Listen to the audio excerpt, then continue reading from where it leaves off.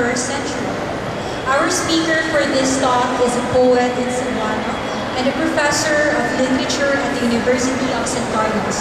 She has been to the Cornelio Caigao Memorial Annual Writers Workshop, the Egan National Writers Workshop, J. Elizalde Navarro National Arts Criticism Workshop, ES National Writers Workshop, and Critical National Workshop on Art and Cultural Criticism as fellow. Her works appeared in anthologies published within and outside Cebu.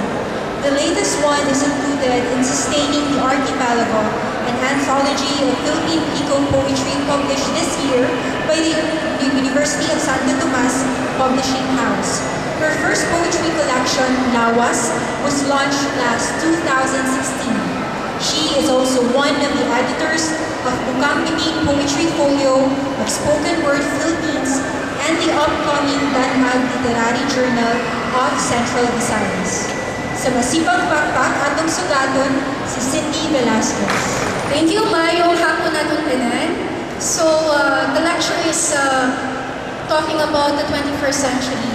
So, basically, the entire lecture will focus on the new writings in Cebuano literature, the language which is Cebuano that is known for being witty, down to earth, and sometimes with the presence of bugal-bugal. Next slide, please. So, the entire presentation is composed of 7 parts. So, the first one is an acknowledgement. The second one will talk about some qualities of contemporary Cebuano poetry, and then I will also give examples. After that one, we'll have Cebuano fiction, and then after the Cebuano fiction, I will give you also some books that are currently published in Cebuano literature. And then, of course, we'll talk about the functions of the literary groups here in Cebu and even outside Cebu. And finally, the sources. Next slide, please. So basically, the first thing that we're going to do is we'll try to see the qualities of Cebuano poetry and the effects of it. How will we know that it's already in the current time? Next slide. By the way, the first part of this presentation is from one of the papers of Dr. Erlinda Alburo. She's the former director of Cebuano Study Center. Yes. So the first one, this is one of the very first qualities of one quality of Cebuano, our current Cebuano poetry, and that is experimental. This is one of the poems of Adonis Dorado in his collection Minuto. Now, if you will notice, the entire poem is composed of 2 parts. The first one is italicized and the second one is not.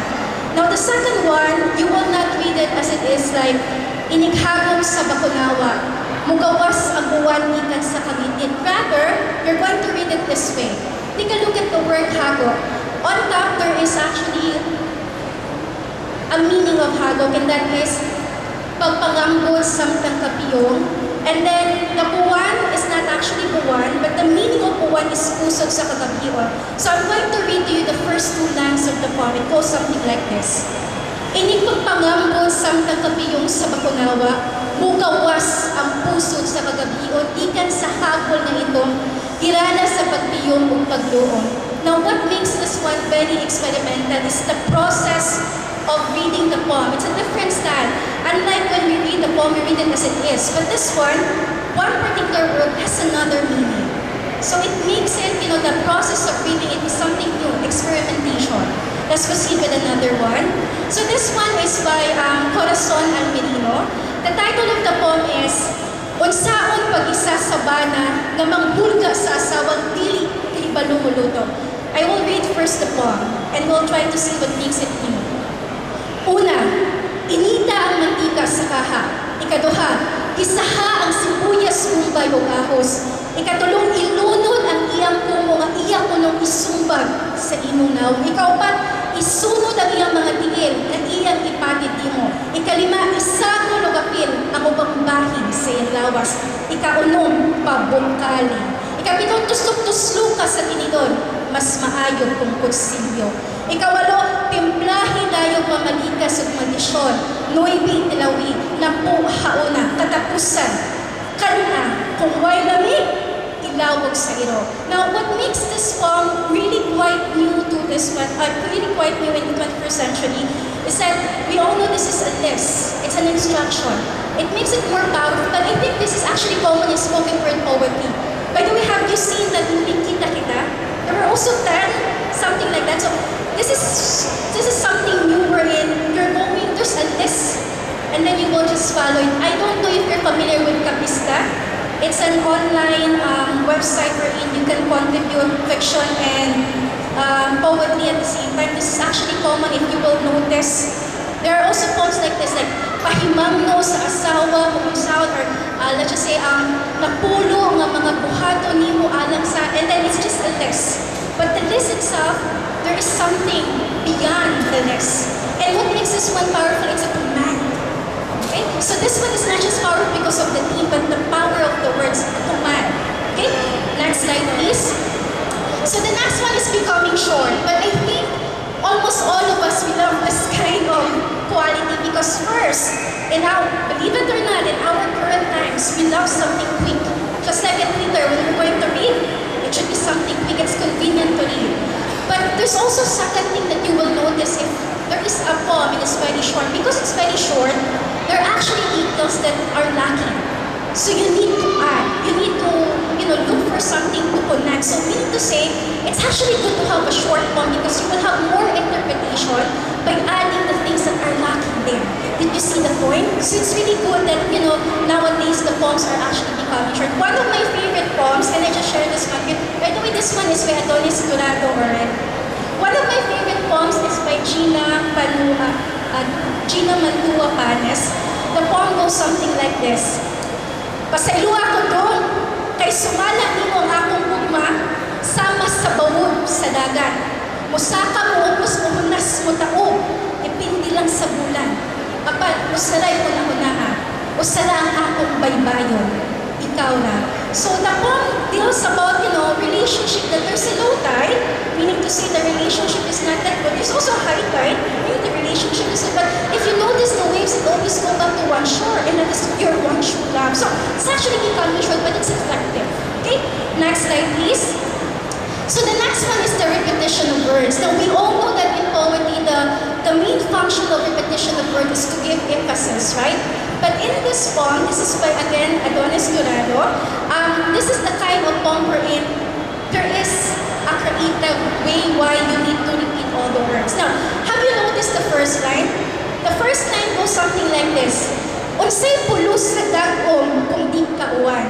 Look at the last line. The last line of the poem. Unsay pulos sa panganod kung di kini kadagom. Notice that the last line is actually connected to the first line.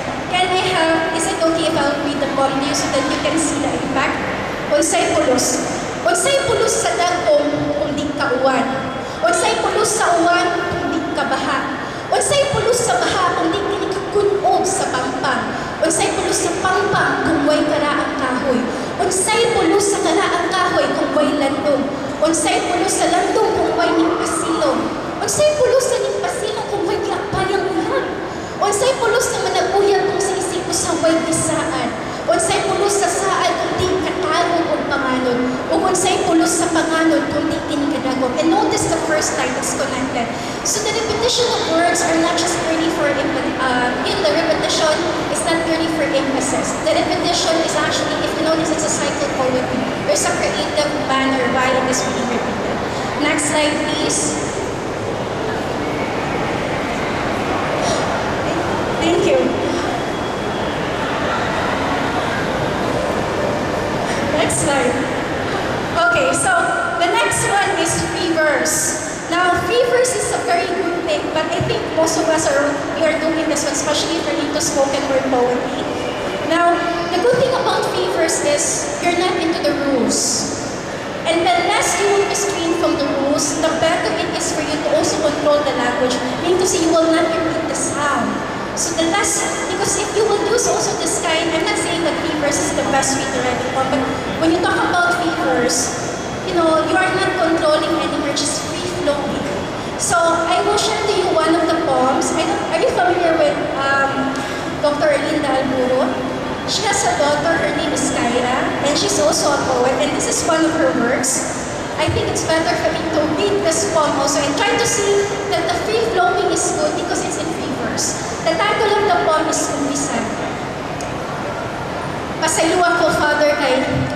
sala ko. Ang katapusan na akong kumpisal, 3 ka bulan, 2 ka semana, 8 ka adlaw, 5 ka oras, o 16 minutos. Kay nungdong ba ka na ako, Fads? Okay ra tawag ni kag Fads? Natimanaan ba nimo ang akong tingo o kininhawaan nga madunggan, luyuan ng imong sa likod, sa katapusan na akong pagbisita, sa akong pagmakasasala, kipaluhod ko nimo atubangan sa altar, kinisitahan og 50 kaamahan namo o 30 ka Ave Maria, aron maayo ang sakit sa akong kalag. Ang saan mga good Fads, katong ingon nimo nga dili na ko angay buhaton nag-usab. Well, usab yun na ko. Sa gingon pala nila mapugman pa ang nagpisa. Basta. Sa pagdagsa sa mga balon na anod ko sa sulog, nagpaanod ko sa sulog, kusog kaayo ang mga sulog Fads. O sa dihang na ako'y laing nidagsa, nga wala damha, kayo ay maayong laki kung walang jacket at tubangan sa bagong tsunami. Kung mawana, nananasag ko din nangayong abswelto tikan sa kahitasan, andam muluhod, mukamang hantod mapaskutan. Pasaylo ako, Father, kay nakasala ko. Ang katapusan na akong kumpisal, 3 ka bulan, 2 ka semana, 8 ka adlaw, 5 ka oras, o 16 minutos. Pasayluan na lang sa tudaan sa akong giplanong buhaton. Times 2 na lang Reseta Fads. So, have you seen the impact of a free verse? You're not into the rhyme scheme, rather, you're not also into the structure, but rather you're into the free flowing of the emotions. So if you notice, I think you can see who might be the persona. One of the interpretations might be the persona is that just a prostitute and she has no choice. But before she's planning to do it, she went to the confession, something like that. So this is one of the qualities of modern or 21st Cebuano poetry. Next slide, please. Okay, this is one. This is the use of contemporary images. I think all of us are familiar with the Manananggal, right? Now, before anything else, the poem, by the way, is written by Cora Alpinino. If you try to look at the Manananggal, you try to look at this an image of, a monster or something, an image related to the darkness. But let's try to see how a Cebuano writer decided to change that image in her poem. Let's read it for a while. Tubag sa manananggal humanhumpi sa Ginoo. Sige Lord, ibutang ko sa impyerno. Sunuga ang akong lawas ug mga pako, pero sa dili pa ko nimiusog ba, paminawas ako. Manananggal bitaw ko, inikabili dili ko makadulog sa akong bana, kay mamalbal ko. Inipuntag dili ko makahugas sa mga plato, dili ko makalaba, dili sa ko or dili sa ko makaluto. Kay mamawin ko sa akong katulog, tamis na ba kaayo ang akong pagkahinano, kay layo ang kapot sa akong mga pako. Walay manghulga na ako o asin, wabo. Walay holy water ang mulimpyo sa akong lawas. Lamig kayo ang mga tao, huwag na nakabahin nila, lamig kayo, kanabang kagumugong, asong-asyong parat-parat, tamis.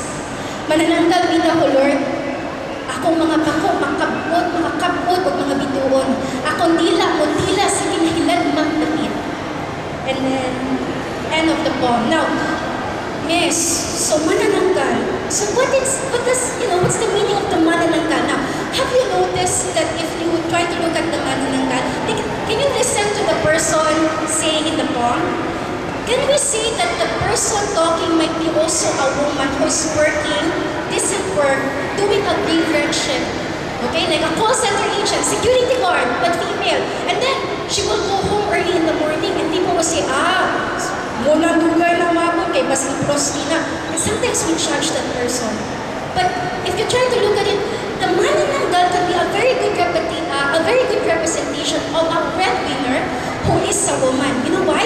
Have you noticed the manananggal? Diba ito do? Notice that the lower portion will stay at home, but the upper portion will go outside and look for work, or aka look for something to eat. But at the end, before the sunrise, that particular upper portion will go back again, and the two will unite. So the manananggal here can be a very good representation of women who are working at night and they don't have a choice. it, they will be judged because of the, the time or the time element, because of, the work. So you see that the manananggal is not anymore a manananggal, but another symbolism or image. Okay? So can we proceed now with the next one? So the next one is we turn to conclusion. The meaning of this one is very simple. It means that you do not need very difficult Cebuano words to create a good poem. Now, listen to the voice. We all know if you try to listen to the first part of the poem, you will see that the person talking is a young girl talking to a mother. And the poem goes something like this. Sige nanay, himoyin ako. Ayaw sa panghugas o plato. Ayaw sa panglaba. Nirarang papil nay. Sige na. Himoyin sa akong tabanog. Kanang tulin. Kanang muapot sa langit. At tudayong itugpo. Kita na yung duha. Way labog si Manoy. Way labog si tatay. Sige na lagi nay. Now, if you notice the poem, it's a young girl somehow forcing the mother to stop working for a while. And let's create a kite. The kite itself is not a kite, right? It might have another meaning, but look at all the words. Are they difficult? No. So meaning to say, in the 21st century, we can actually create very beautiful poems. And not just beautiful, but life-changing poems without using difficult terms. You see what I mean? Okay, let's proceed now with another quality. Next one, allusions. What's allusion? So basically, allusion is you will look for important people or famous people from, you can have it in the legend, mythology, or even history. Can we have a short example? So this one is very short. It's also becoming short. This is also by Adonis Dorado. And then if you have noticed, there is an allusion of Achilles. So again, in modern or in the 21st century, you have a lot of allusions going on. When you go to Kabisdak also, there are also a lot of poems that are like that. Mostly of the poets are using that. It's actually effective. Let's proceed now with the next one. Now the next one, which is the last one, is my favorite. Now, I think you notice that in Cebuano, we have the word bugal-bugal, right? It's actually quite serious, but it's actually funny. Now, this one is different. You can have two ways on how to do this one. First, the poem is serious. And then later on, it will become, funny or comical. Or it will be the other way around. The poem is very funny or comical, and then later on, it will become serious. Let's have an example.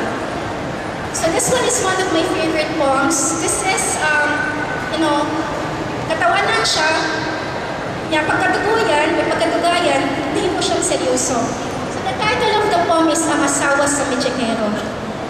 Gitarget siya kutsilyo sa katuyog nga ruleta. Sa kahon, gipriso, gikabas kaduha. Gipalantay sa alabri, panyo itap-tap sa mata. Gipahadla sa tigre, gipalabang o baga. Next slide. Og limos sa kasayuran sa nananaw ang publiko, kasiya o sa kainahan. Labihan kamilmig muluto, maayo nga mutang-tang o mansa sinilabhan, o dalig lang malisang kung ang anak hilantan. So have you see, at first, it's quite funny because you're talking about a woman who is an assistant probably the husband is in the circus. So dimanda, palanta, ilatay kasalapi, maghadla ka tigri. Because sometimes we look at it as funny, and then later on, it becomes serious. The poem eventually talks about motherhood. So you see, but one of the things that you have to look at also that the language Cebuano Bisaya is really, or it's actually known for its bugal-bugal element. So I hope that particular identity will, and even until now, I notice that it does not fade away. So let's proceed now with the third part. So for the third part, we will talk about contemporary Cebuano fiction, but I'll make this one a little bit easier and shorter for everybody. Next slide, please. So, start with children's stories. So here are some, these are the developments. So the first one is Academic Bisaya. Do you know that there were 26 teachers who wrote children's short story? And then what they did is they asked particularly Dr. Linda Albulo to edit it because we all know that mother tongue is education already. So that's one of the developments. The next one is in Huni-Huni. Huni-Huni actually is a website. And then in this particular website, you can access Cebuano poems for children, songs for children, and even lessons for children in Cebuano. Next one is Bisaya Magazine. In Bisaya Magazine, but not so, hindi kayo siya daghan. But there are really moments that when you read Bisaya, there are children stories. Sometimes the main character, who is the children, is the narrator also of the story. If not, the children is one of the characters, but not the narrators. Next one, Bila. Bila is about to publish a compilation of children's short stories, hopefully soon. And then Ravi also is doing that one. So if you see children's short story, they're actually developments. Next one is the women writing. In women writing, you also have Bisaya Magazine. You can actually you can contribute to the Bisaya Magazine. Babayang Sugit was published in 2011. And although it's a compilation of short stories in English, there's also Cebuano Bisaya, and they are written by the members of Women in Literary Arts. And then you also have Super Balita. You can access also Cebuano fiction in Super Balita, and also in Kabisdak. Although Kabisdak is known for its poetry, but if you will try to look at it in the very beginning, you can also contribute fiction. Next one is queer writing. Bisaya Magazine. Not so... hindi kayo siya daghan, but eventually you can have, queer writing in Bisaya. I noticed there are writers who are doing it like Jose Dazo. There are a lot of, I was able to see one of his works there. And also, the currently published book, Ibulan, which is, giving voices to our LGBT community, both in Visayas and Mindanao. And then, for Cebuano short story, you can have it in Cebuano Study Center. Dr. Hopio is actually, getting all the books by Reverend Chan Reyes. You also have Tamadlawan. And then what she did is she compiled the same time with an English translation, which is very good. But Halad also is doing that one. Before they had this compilation of short stories. And then you also have sa Atong Nila. This is edited by Merly Alunan, wherein there's also a collection of new writings, particularly also fiction. And then you also have Ubod. There's the portion of the book edited by Victor Sugo, who is also a writer. And then what he did is he collected new voices with new writers, also a short story in that anthology. For the simplest, this is one of the things that I really want to share. I don't know if you noticed this one, but in our day-to-day living, when we have Cebuano, it's actually a combination of English and Cebuano, right? I don't know if it's, this is one of, I want to share that when you're going to do this kind of practice, it's actually quite effective. I will give you an example. That's like this. This is an excerpt of one of the stories of Joshua Cabrera.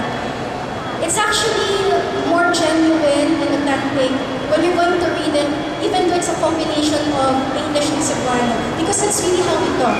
I'm going to read it for you. Siguro nag-wait na ron siya nako.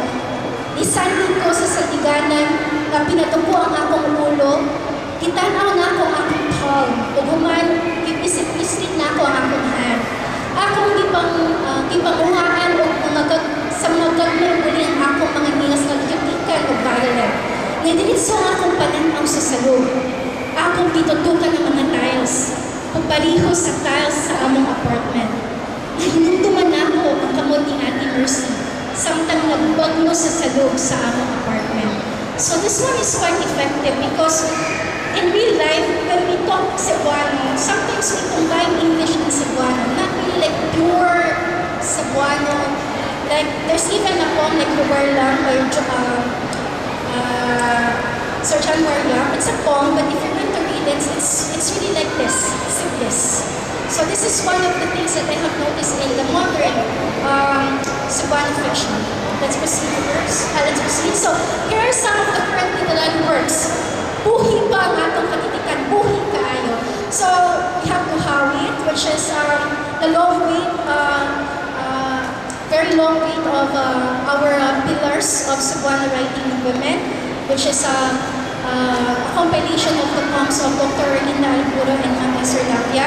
You also have that particular collection, which is below Buhawit. That is the newest book of Vicente Vandillo, his new collections of poetry. Alang Salasaan by Johanna Michelle Lim talks about the concept of home and homelessness. Pasumbingay is one of the most important books created by Madhalan because this book is a compilation of 3 generations of Cebuano poets. You also have Adonis Donatos Isay Sabugan. Why I decided to put this one is because his collection is a combination of the power of Cebuano language and also the visuals. It's very good and at the same time gives you the Cebuano identity in the 21st century. You have the Pansit poetry by Carla Kimsi. We all know that Pansit, you have so many things. You have sour, sometimes salty. You also have, let's just say, the sweetness, the saltiness, the sourness of the calamansi. And if you try to look at it, it's the same thing with life. And the poems or the collection reflects it. Next one is the Lugas sa Balos by Jesuel Galbuena. This is very important. What I like about this collection is because the Philippines is an archipelago. Do you know that mostly of the Cebuano writers use the sea as a metaphor? And one of the things also that I like in this anthology is that one of the responsibility of the writer is to become a memory keeper. And according to Jesuel, he said, if I will not do this collection, nobody will talk about the story of my place, which is the Bantayan Island. That's it. If you really want to become a writer, write especially about urban. Next one is sa Atong Nilagan, edited by Merly Alunan. All the newest voices of the Visayan literature. And then Dibulan, which is edited by Joseph Dazo and Alton Panas. Very essential for listen to the new voices of LGBT communities in Visayas and Mindanao.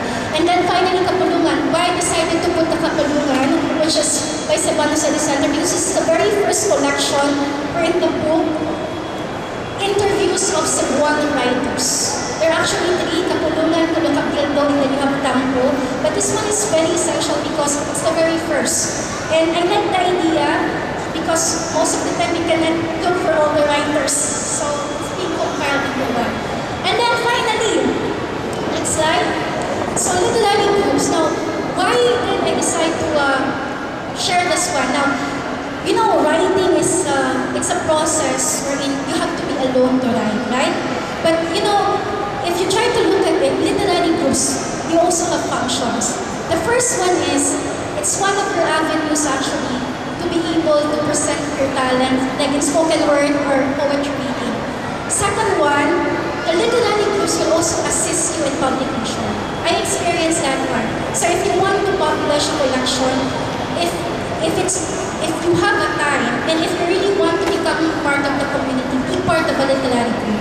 Okay? I'm not saying that you have to, but if you want to, okay, if it's possible.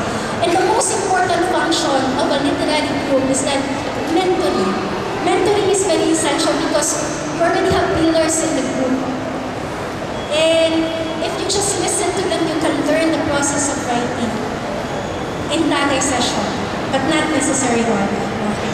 And then finally, you have here the sources. So if we're at 1 to N, again, the Cebuano literature or ang Catipay Cebuano, it's never dead. It's actually booming and very alive.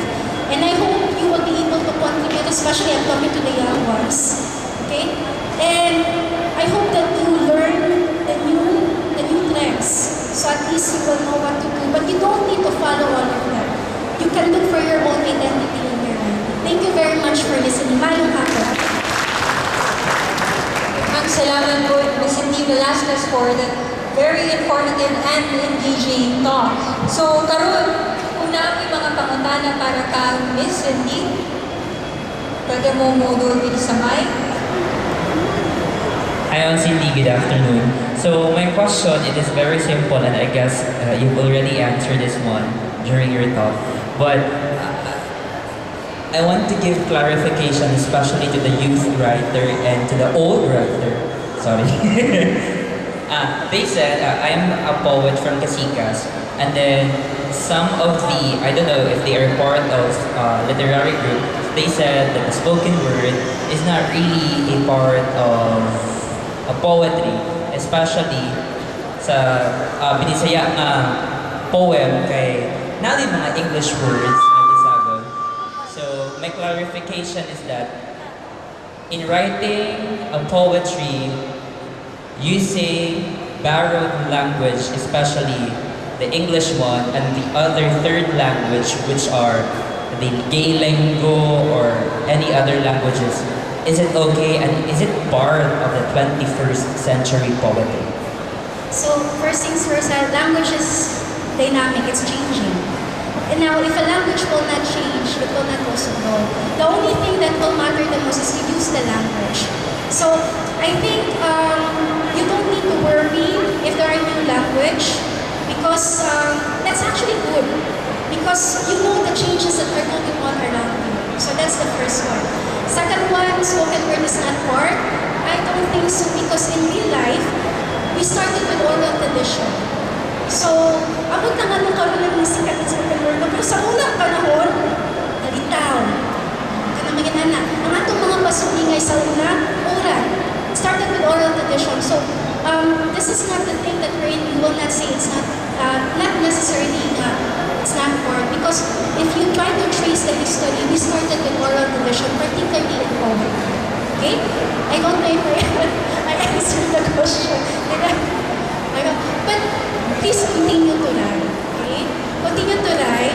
And then it's okay that you won't change the language. Because you know what? That's also one of the things for you to know your identity as a writer and your voice. Yeah.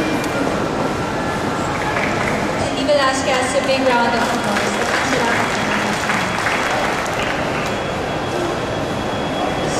Is here with us this afternoon and will be performing spoken word poetry. So earlier, Miss Cindy mentioned spoken word poetry. So now we will witness one being performed by a local rap artist.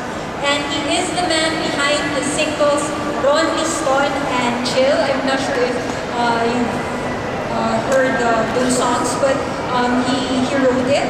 He wrote and performed it. So let's hear it from Bernabe Ponla, also known as Iceberg. First and foremost, how would I say Iceberg, aka Crispy Waters, aka ako slave name Bernabe Ponla. So now you know. Okay, so akong style nga magsulat or brief introduction lang. Open yung kay kustanan kanang no boundaries, no borders. Para sa ako magulag kani siya kay expression ba. Mura bitaw painting bitaw nga kanang dili ka mo control sa unsay imong ikuan or unsay gitudlo sa imong instructor, pero mo paint lang ka gamit sa imong brush, gamit sa imong emotion bitaw. So mura na siya ginani ang style nako sa pagsulat. So gana daw. Ay.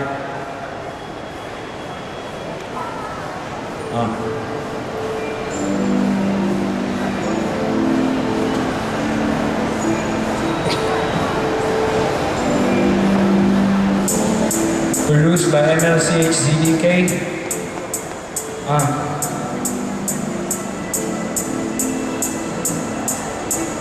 Getting yung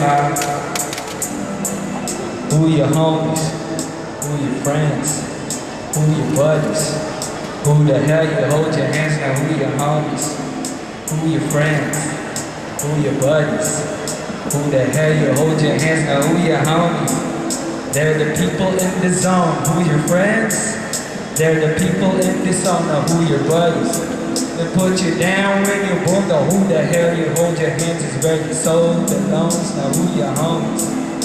Some only want the refuge, cause when your rap's huge, they'll directly rap you to the rescue. They carjack or rescue like Grand Theft Auto. Red at home is where the heart is, but why the ass gotta be far from the idol? But I know they love it cause you pay so often, but I don't.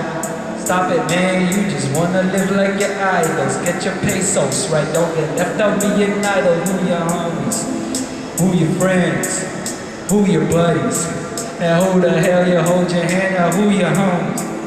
Who your friends? Who your buddies? And who the hell you hold your hands? Now who your homies? They're the people in the zone. Who your friends? They're the people in the zone. Who's your buddy? They put you down when you boom. Now who the hell you hold your hands is where your soul belongs. Now who your homies? Turn up.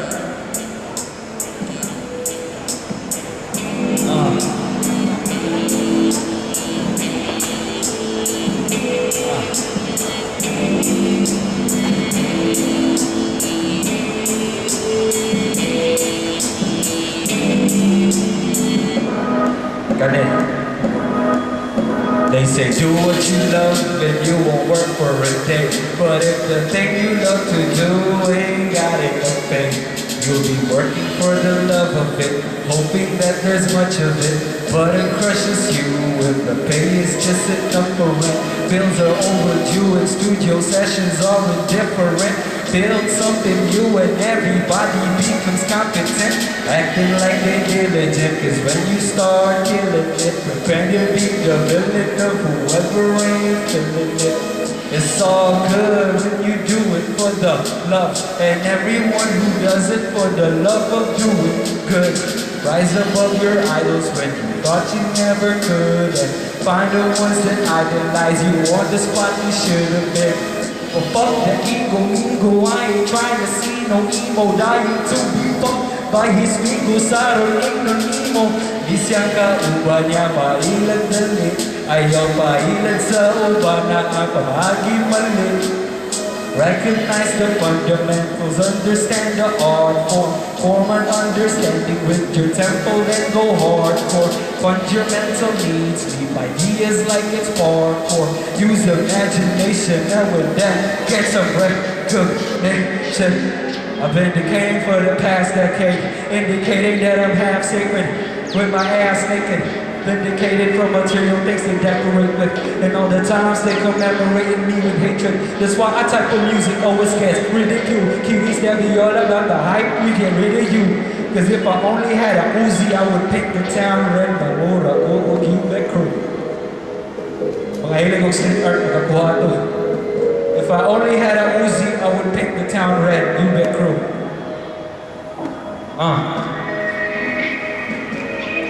Take it away,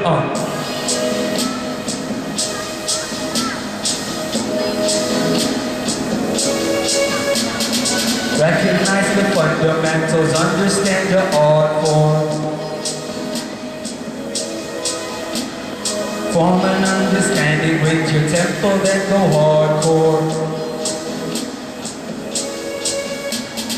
Fundamental needs, deep ideas like it's parkour. Recognize the fundamentals, understand the art form. Form an understanding with your tempo, then go hardcore. Fundamental needs, deep ideas like it's parkour. Use imagination, and with that, get some. Recognize the fundamentals, understand the art form. Form an understanding with your tempo, then go hardcore. Fundamental needs, deep ideas like it's parkour. Use imagination, and with that, get some. Recognize the fundamentals, understand the art form. Form an understanding with your tempo, go hardcore. Fundamental needs and deep ideas like it's parkour. Use imagination, and with that, get some recognition. So ano siya? Murag kayo magsuway. Recognize the fundamentals, understand the art form. Form an understanding with your tempo, then go hardcore. Fund your mental needs, deep ideas like it's parkour. Use your imagination, with that get some recognition. Waters. And ganito din.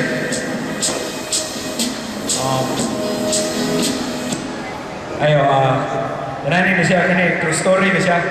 Ganaan lagi ko mo relate sa tanang tawa niya kay kanang na-feel sa giko niya bitaw niya. Tagadlaw, dagaki kong mga tao makita na kung masugatan kung kanang nakoy padung lakbol. Maura sa yun ba, bro bitaw, nakay makita sila mga naong bitaw nga. Na sila yung certain expression na mga ganahan ka ma-put into words na mo ba? Ilan? Rush hour sa Lunes o Merkulis. Ang mga tao mura og Syrian na refugees. Maglatagaw 6 a.m. taman alas 10. Matagkadlaon, matakailaon, basta kailangan. Kung wakay ligo, nakay kaon, wa kay ilis. Kung makailis, makabaon, imong tulog na ay minus, sumahulog ka sa linya sa magulat, langog ni bus. Kung walay jeep, unsay gamit sa fit para pa-fit, magtasikip. Kaya kung magtaksik yun, kasrapon. Iniguli ang kasrakaslikon. May pamagtindog kaysa mapindhon. Kaya elra sa ako ang lubot tang makalingkod. Hustle around the clock as only tires need brakes. When everybody's leaving early just to get late to their day shift. Have a safe trip. 13 seas looking like a slave ship. I need to escape this, but it's the same shit. Motong ikapoy ko og hype, nipalit ko og bike. Kaysa ako kay mag-strike. And that's the feeling that I like.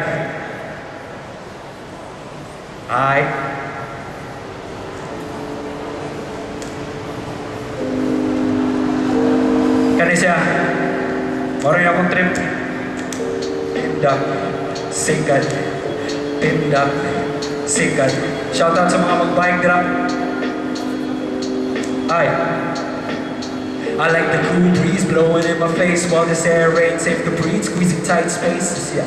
Traffic slow, but I'm picking up my pace, trying to practice with the brakes while I'm switching different lanes, and yet this is my legitimate form of escaping. All you ladies and gentlemen are on the internet, conformed and enslaved. It doesn't matter if it's warm or it's late, just be warned to inform. If there's gonna be rain, there's gonna be rain, there's gonna be rain. If there's gonna be rain, just be warned or informed. If there's gonna be rain, there's gonna be rain. Just be warned or informed. If there's gonna be rain, just be warned or informed. If there's gonna be rain. Verse 2, na nakaming bukid. I like the cool breeze blowing in my face while the air in this area or place has less degrees. It's like the stairway to heaven's all blessed with trees. A muddy path where you'll make it halfway to the vast and fields of green on a half day. Enjoying the scene as we pass a fat J. Then we're speeding down a hill as fast as pyroclastic flows. Leave no trash on our tracks, all the plastic bags get packed. Do your act and dispose. Racing with the sunset, racing with all the mud and sweat. Racing over, make it to the town before it's pitch black. This is my legitimate form of escaping. All you ladies and gentlemen are on the internet, conformed and enslaved. It will be better if it's warm in the day. Just be warned or informed. If there's gonna be rain, then there's gonna be rain. Now I'm stranded at a mountaintop, waiting for the rain to stop. Counting all the raindrops. It's like 1,000 fountains all popped. Man, I wish I had a raincoat, cause I don't wanna soak up all my plain clothes.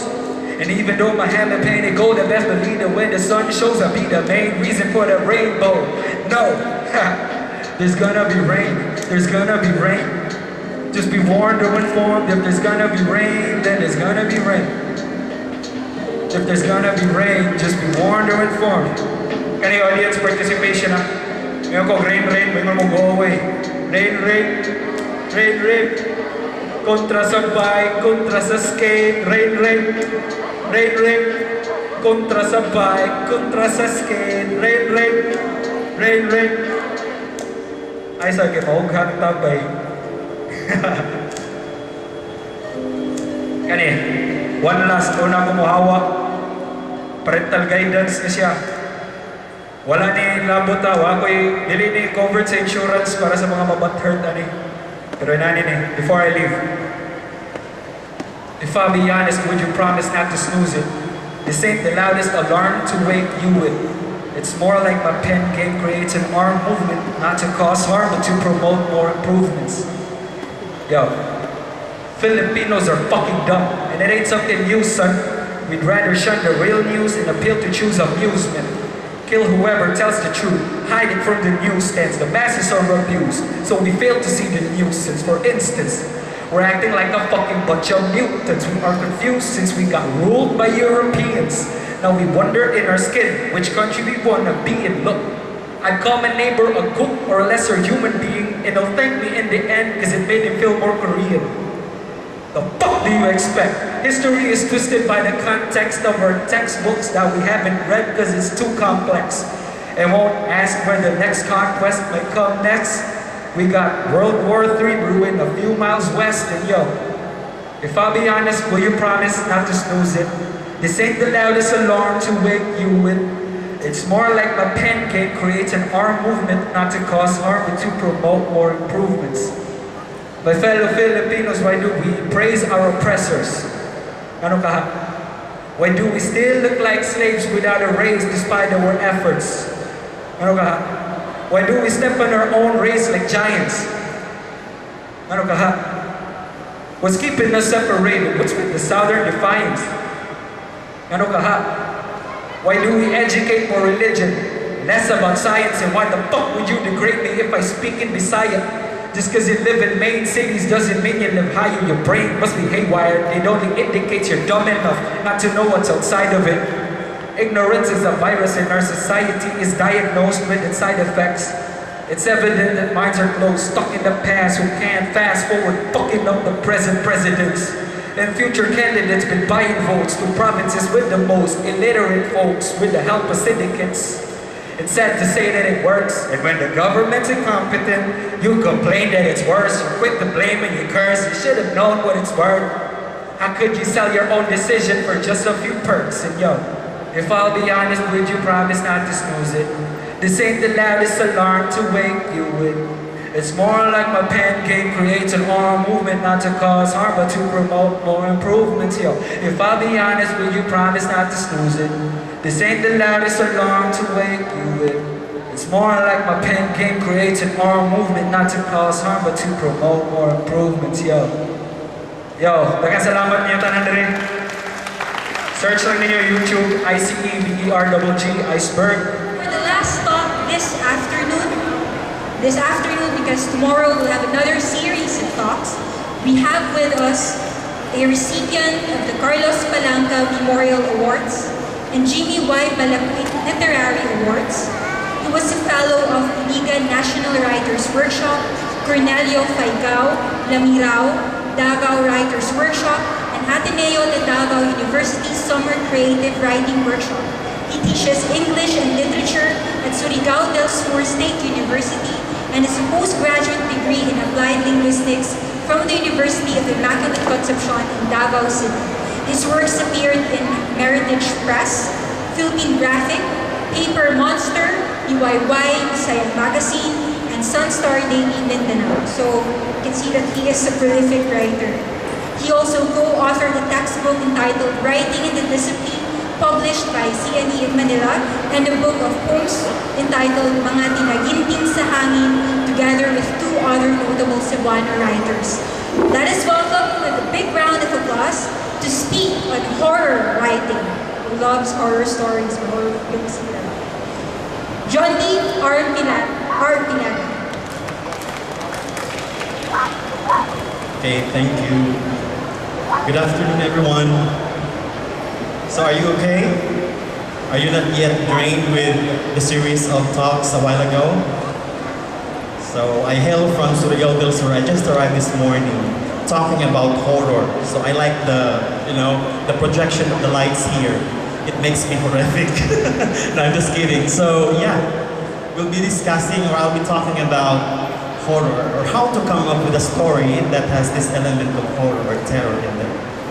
Okay, now as an intro, horror actually is an umbrella of speculative fiction.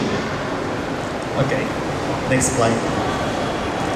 So I'll be showing to you different slides, and some are gory, so bear with me. The reason why I placed there is PG. So strong parental guidance. Next slide. Now let's define horror. Horror is a genre of fiction which is intended to, or has the capacity to frighten, scare, disgust, or startle its readers or viewers by inducing feelings of horror and terror. You see, even now you are feeling disgusted by the clip there. Next slide. Literary historian John Anthony Codden, or GA, has defined horror story as a piece of fiction in prose of variable length, which shocks or even frightens the readers and perhaps induces feeling of repulsion as you see it. Like that of the movie. Have you seen the movie quiet place lately? Yes, very breathtaking. Literally, huh? So you can see really the crispiness of, the silence there. Do we have like that? It's an irony, huh? But then, the story really is so shocking for me. And I like it, especially the ending part. Next slide. Horror is frequently supernatural, though it can be non-supernatural. So often the central menace of the work of horror fiction can be a metaphor of something. So it doesn't mean that in fiction, the vampire there or the aswang there is a literal vampire, but actually it might be represented with something else or someone else, which the author wants to, inject in the readers. You understand me? Take for example, not in the genre of short story, but in poetry. My poetry, for example, the title is Sigbin. So, you know what Sigbin is? So, it's an element of the dark, which has this tail and with large, ears. And if you are going to read it, literally, it's just plainly a Sigbin, a creature. But then, for me, it represents something else. So, same is true with, short story writing. Next slide. So how can one write a horror short fiction? Next slide. So I'll be giving you a series of tips how to do it. The first one is you chose a good theme. A theme or a story is the message or what is, you want to impart among your readers. Now, there is this author, or I have been hearing this in workshops that I have attended, that there is nothing new under the heat of the sun. It seems that everything is already told, or narrated by a storyteller, by a fictionist, or whatsoever, or by a script writer. So, how can we come up with a theme that is new? Or recycle an old theme, yet it will appear as, in the new face, in a new package. Now, I think, next slide. Okay, here's the thing that you are going to do. You find a good angle. Also ba ng angulo? For example, about aswang, there's already a lot of stories about aswang, right? But how can you make it special? How can you make it different? So that's a very tough challenge for you to, think of. Creativity has something to do with it. I mean, you really have to have a dose of creativity. Otherwise, your story will just be like others, like somebody else's. Nothing so significant. And you craft an intriguing introduction. Now, in essay writing, Bacon once said that the introduction or the opening paragraph serves as the window of your house. So you have really to make it arresting and provocative so that you can draw the attention of the readers. I think I have here an example. This is an excerpt of my short story, Ang Tonglo, which was published last year in Bisaya Magazine. Could someone read it?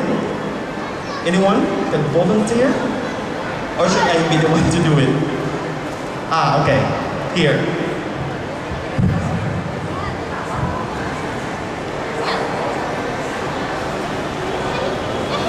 Maogyo'y pagwa ni Aking sa kalibuan, kanitlang nikipat-kipat ang suga sulod sa iyang selta.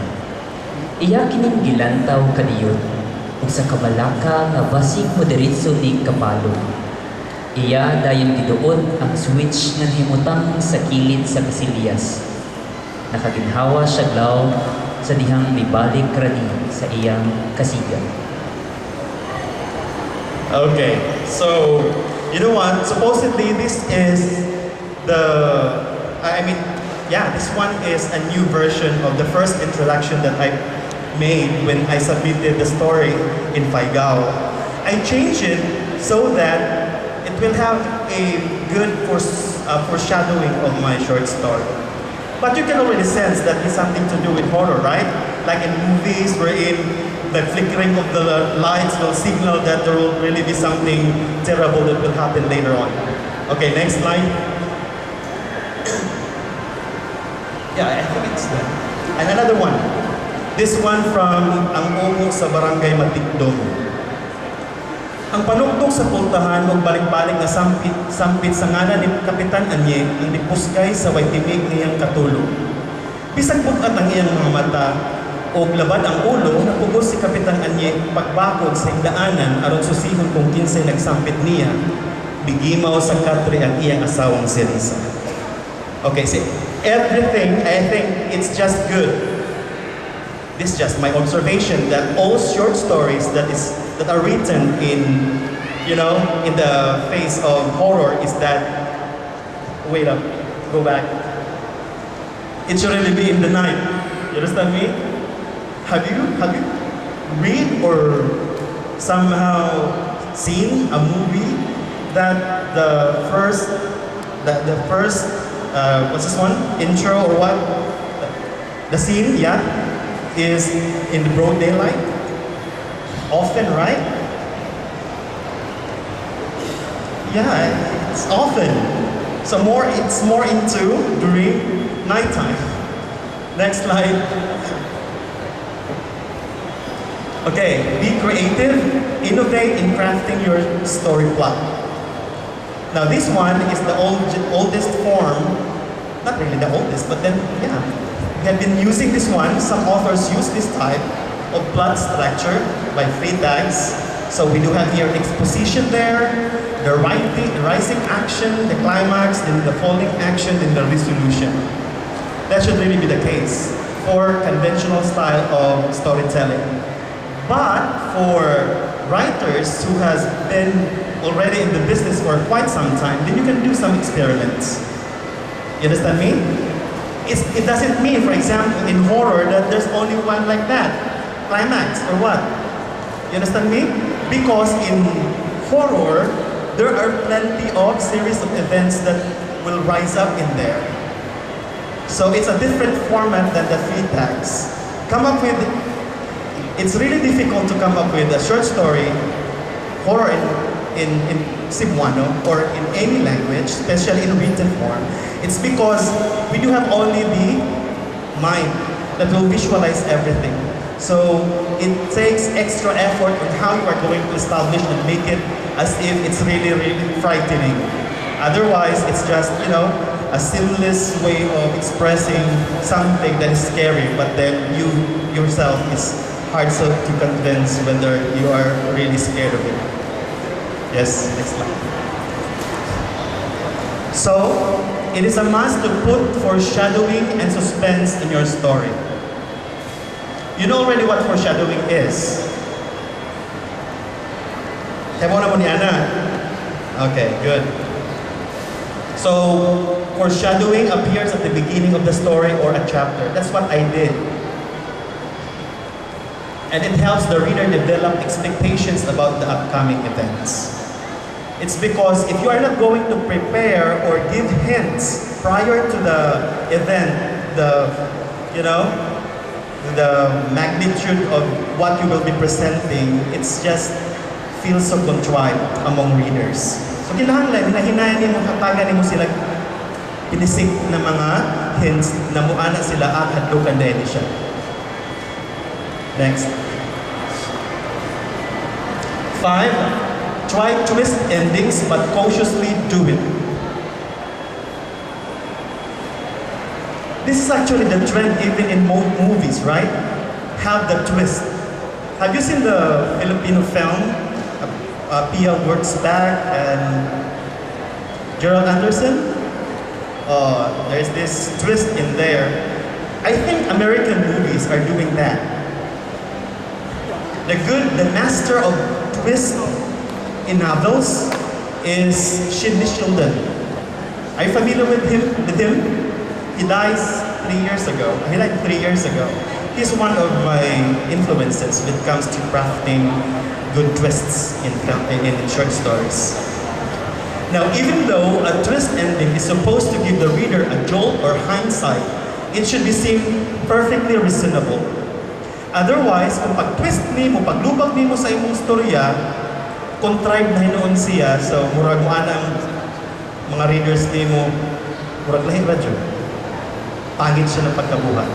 But if the elements there, the organic elements of your stories, the plot, the events, the characters that you have manipulated and schemed to come up with a very orchestrated and well-balanced presentation of the short story, then perhaps at the ending part, the readers would say, yes, this one is well-crafted and well thought of.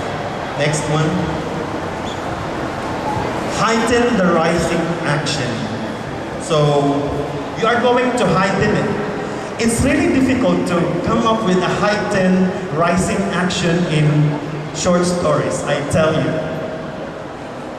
But as a writer, you really have to be, I don't know, to really come up with the very best of you on how to, to draft or to craft every word, every sentence to make it fast-paced. Kaya pagbasa ka ni pag-writing rising action na, kinahanglan minugmo ra ang imo sentences. Dili tagas para ang pagbasa sa mga tao, diretso. Murag nagdagan po sila. You understand me? Kay, listen, don't come up with long sentences. It will just destroy the consistency and so the pace of your rising action. Next slide.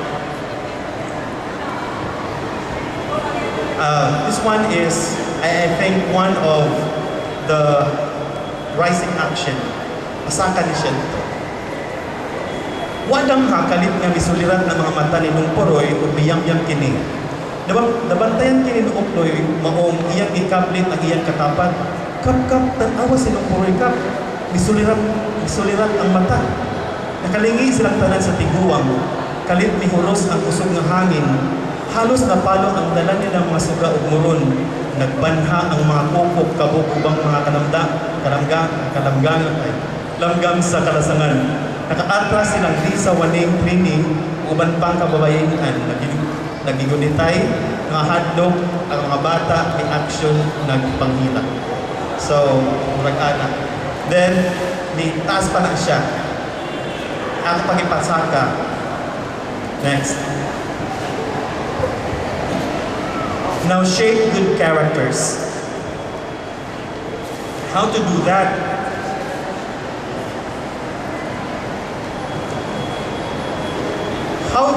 How would you come up with authentic characters? For example, your story is about, horror. And you will be dealing about mangkukulam. How would you describe a mangkukulam? What?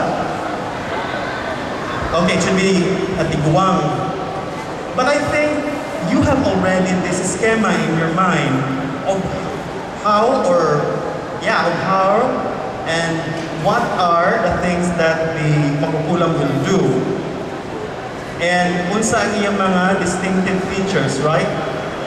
Okay, we have seen them in movies. They are projected in movies, right? So at least you know. But for example, you opt for a particular character, like epileptic ang imo sa mga characters dito. So how are you going to do that? Is it the same as you'll say, Sir, ang akong istoryahan, ang akong buhatan o short story is bayot. Pero dili akong bayot. How are you going to do that? So you do research, you interview, you observe, so that you will have an authentic description of the character. You go into the humanity of the character. Kaya when I write short stories, for example, like mothers, for example, I've been exposed to different mothers. I've been hearing I am actually a stealer. Stealer ba tawag niya? Okay? I eavesdrop whatever things that they say. Pag binastos sila, kung sa may nyam-nyam nila, pupunta na lang sa nauna, then I'm going to get those lines and use them in my short stories. Ordinary conversations. Next slide. So give every character a reason to be in the story. You might as well be tempted all along to come up with a lot of characters therein, where in fact, minimal ang ila role o wala yung ila kalabot sa storya. So you focus on the main character, the protagonist, the other ones. If they are unnecessary, why not make a mention of them? Well, igo lang mo sila mention without moving or whatsoever. There's plenty of flat characters. So, avoid them. Next slide. Okay. So, should we read this one? So, we'll just move on. Go on. Next slide. Okay. Characterization. I think it is related to the one that I said, that you really have to do an immersion. You do have to analyze the character that you are exploring or placing in your story. So the way in which the author profiles and shows the personality of the one that you are talking about in your story. Next slide. Okay, now in building characterization, there are 4. The first one is direct narration. So you are narrating. Who is he? Kung sa physical features niya, ano siya nagtrabaho? Things like that. Action. Kung sa ginabuhat niya. So you are, siya nagsilhi, mitanaw, mitutok dito sa balay sa iyang sambahay or whatsoever. Then conversations. Now, in my short stories, I bank on this. Okay, dito yun makita.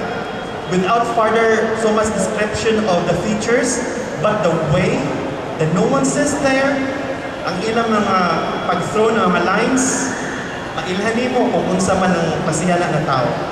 You can visualize different faces in your imagination and thought the way he or she thinks along the way. Wala siya, sus, ang naong niya nagbayhana mo ragyo. Unggoy, matod niya sa ugalingon. So you can already say, nawayan mo yung nagbayhana, di ba? Okay. Next slide. So design deliverable setting. So where is that? Maura man na.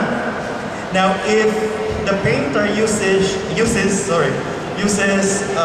paintbrush and colors, writers use words, descriptions to illustrate, to paint good landscapes, and so with the characters and whatever distinctive features there is that you wanted to integrate in your story.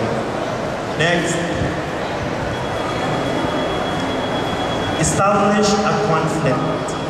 Kaya ang usa ka storya ng conflict, sumala sa usa ka author na akong nabasahan, genius ka. Ang usa ka author na kabuhat ng usa ka storya na walay conflict, genius siya. Sige. So, I should not be talking about conflict, it's so basic. Next. Be consistent with your point of view. Kini, this is actually the most common error that a writer will face.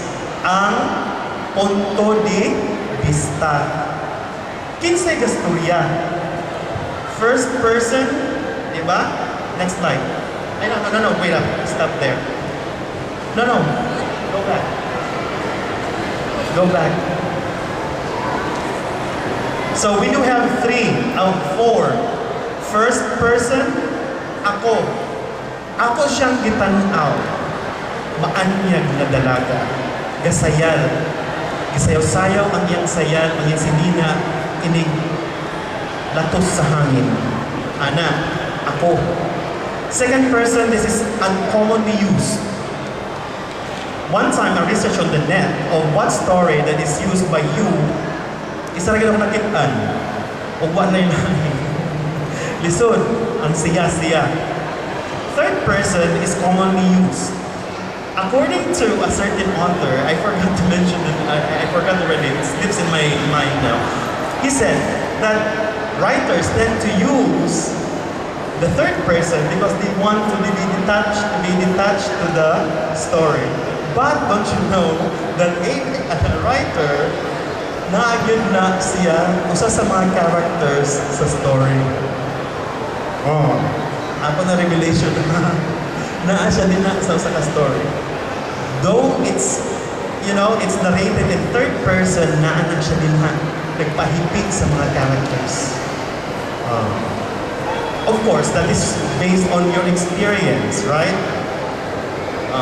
The way how you are molded by the universe. So, it's clear that, the things that you have written there are partly is about you. Next line.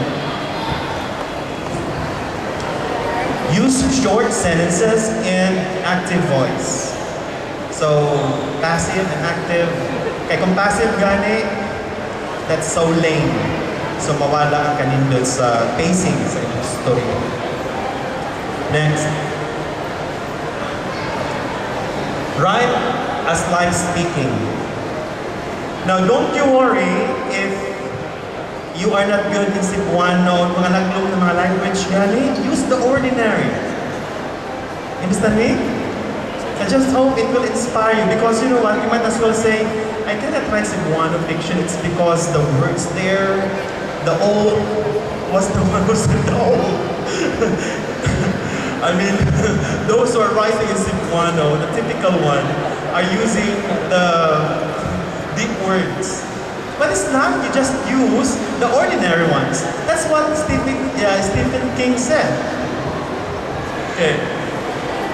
Anyways, just say in natural way. Next. Unless you are a Romanist or what? Or in Romanticism's time, nag-exist ka, na poetic kayo. 13, revise your work until it becomes frightening to you. Anak yun. Kaya kung dili gani mo makonvince ang imo ko galing nga dili sa kaadlukan, then you fail in your expedition towards writing a horror film. Next.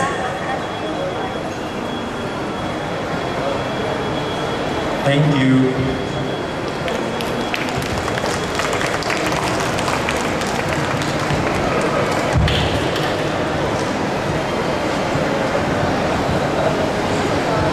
Thank you very much, Sir JondyArpilleda, for that very educational lecture on not just on horror writing, but writing itself. The basics, I think our young students here learned a lot from that. Thank you very much. So now, if you have questions for Sir Jondy, you can approach the mic, introduce yourself, and give your question. Hi, good afternoon. By the way, I'm Raya. Raya. I just have a question about, I'm just really intrigued on how, as a writer makes the imagery very entertaining and very convincing to the reader because, horror stories needs to have full imagination. And we can easily do that if we do love stories or whatever is normal plot, but in horror, I guess it's a little way. So I'm asking for like a tip probably on how you can make it more effective to your readers. You know what? A horror fiction depends on the setting. So where do you want it to happen? In a hospital? Then describe the hospital.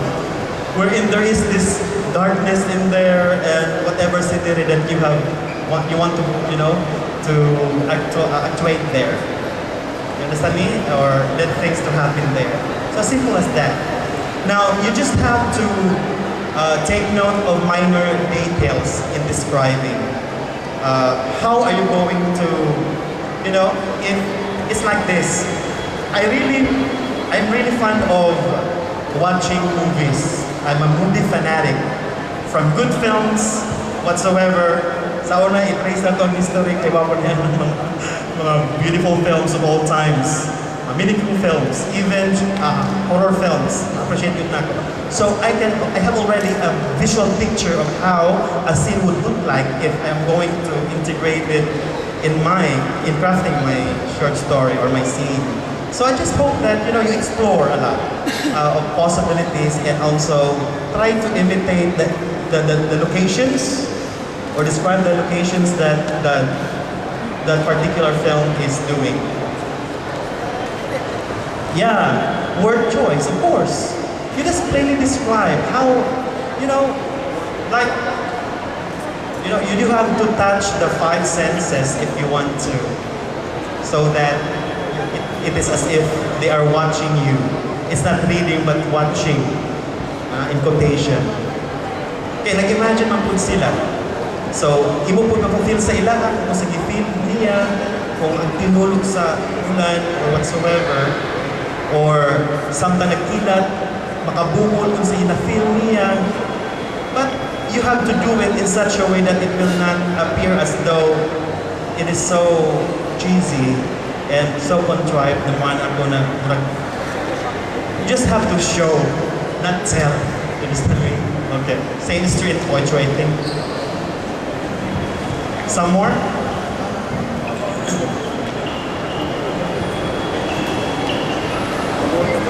Hi, good afternoon. I'm MJ from Catipay. And I have this problem or common problem as a writer. We don't know how to end the story, or as a poem enthusiast, we don't know, sometimes we don't know how to end the poem. And because You're talking about poem? No, short story. Common to all literature writings, like parang ako. Alright. Sige, go. Like was listed on the 5th and on the 6th. Okay. You have to come up with a good ending, and you have to come up with a good rising or something. Yeah. So because I have this problem, I don't know how to end a story, like, or a horror story maybe. I know how to start a story, or I know how to start a poetry or a poem, but because I don't know how to end a story, then may possibility I don't know where to start to rise up the story. Like asa ko dapat mo climax, asa na may point and climax of it. So how do you came up with a solution for that? Okay. I don't know. I don't know. This is a thing. During my first time writing, actually, I just let everything flows. But I would advise you, because you know already the pattern, right? The three tags. The best thing that you have to do is that before you are going to go into the ending, have first this beginning for horror, not beginning, but then the middle and the rising action. Asa dito, unsay conflict nimo? Unsay konflikto nimo? Kailan mo kayo good sa usa ka short story na, for example, in my case ang ako topic is about aswang, ungo-ungo, tunglo. What I did is that, dili man kong common, no? The story goes this way. Ang simula na ko, prisuhan. Na-priso si Aking, tapos, otro kita gipa-off niya ang suga. Then, may balik siya sa igdaanan niya, gitanaw niya ang picture sa iya bata. Then after that, naabot ang pulis. Naabot mo rin si katong bayaw niya, gisagpa siya. Yawa ka, huwag ka, kriminal ka. Ipatay niya ang iya bata. Ang iya bata, mo ay pagtuon ng katong misalin o kanyang mga silingan. Yan. Pero, ang ako kibuhat, gitwist na ako sa, it's not actually, he's not a criminal. Ang tanan event, gitagpi-tagpi ko, kay ang character storya, ang iya bata, nabuhan himo umo. You understand me? Kay gikulam siya, ng, not gikulam, but gisumpa siya ng katong anak sa kuan magbabarang na iya gibiyaan kay iya gitaban ang uyab niini makamatay ang bata nga itong magbabarang. So gitunglo ang iyang pamilya, si Billy namatay, ang iyang asawa namatay tungod sa tunglo. Kung iya bata, pag-abot ng 18 years old, nahimo na aswang. So I actually came up with I decided as if makita gilim na murag patay niya, o gilay niya kamali yung anak sa pagtulo-tulo dito sa pagpriso katong mga witnesses. Wa sila kay Paul na pag-remember na ni Aking, dito na ko inarin pagbalik kung unsa di ay. Now, in my beginning, what I did is that katong wala misiga. Pag-remember niya balik ang tanan kibali, umanya na-remember ang tanan, bumagsak sa pagkaa, sa paa, balik siya sa kuha niya, flicker na pagbalik, tapos wala na misiga. So, ang ending na ako is I let the audience decide na, naan na di ay ang bara na po sa iyahan, naan na ang umog sa iyahan. You understand me? Now, ang umog sa barangay Matigdong, I changed it differently. Lahi, katong ganit niabot si Kapitan Anye, he was sleeping on that time. There comes this person na doon sa iyaha, naging-kapras daw siya sa umo ni Nungporoy.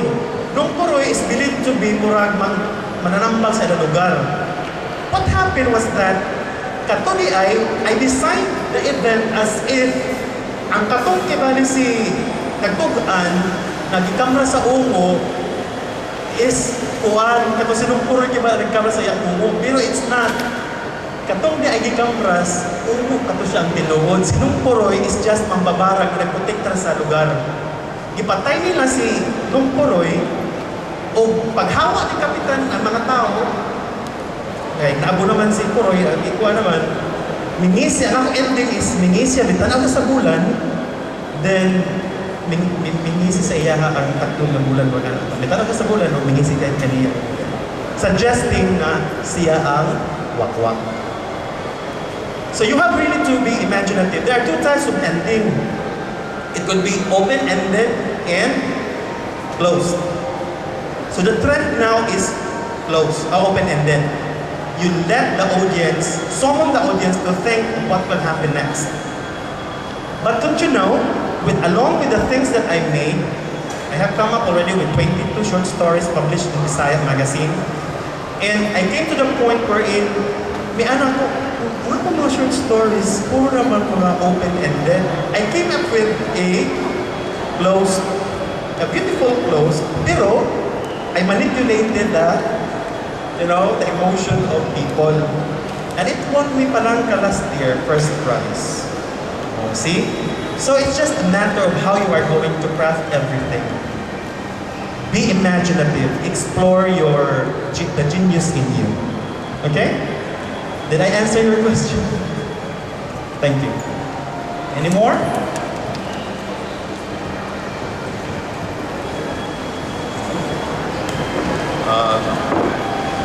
Good afternoon.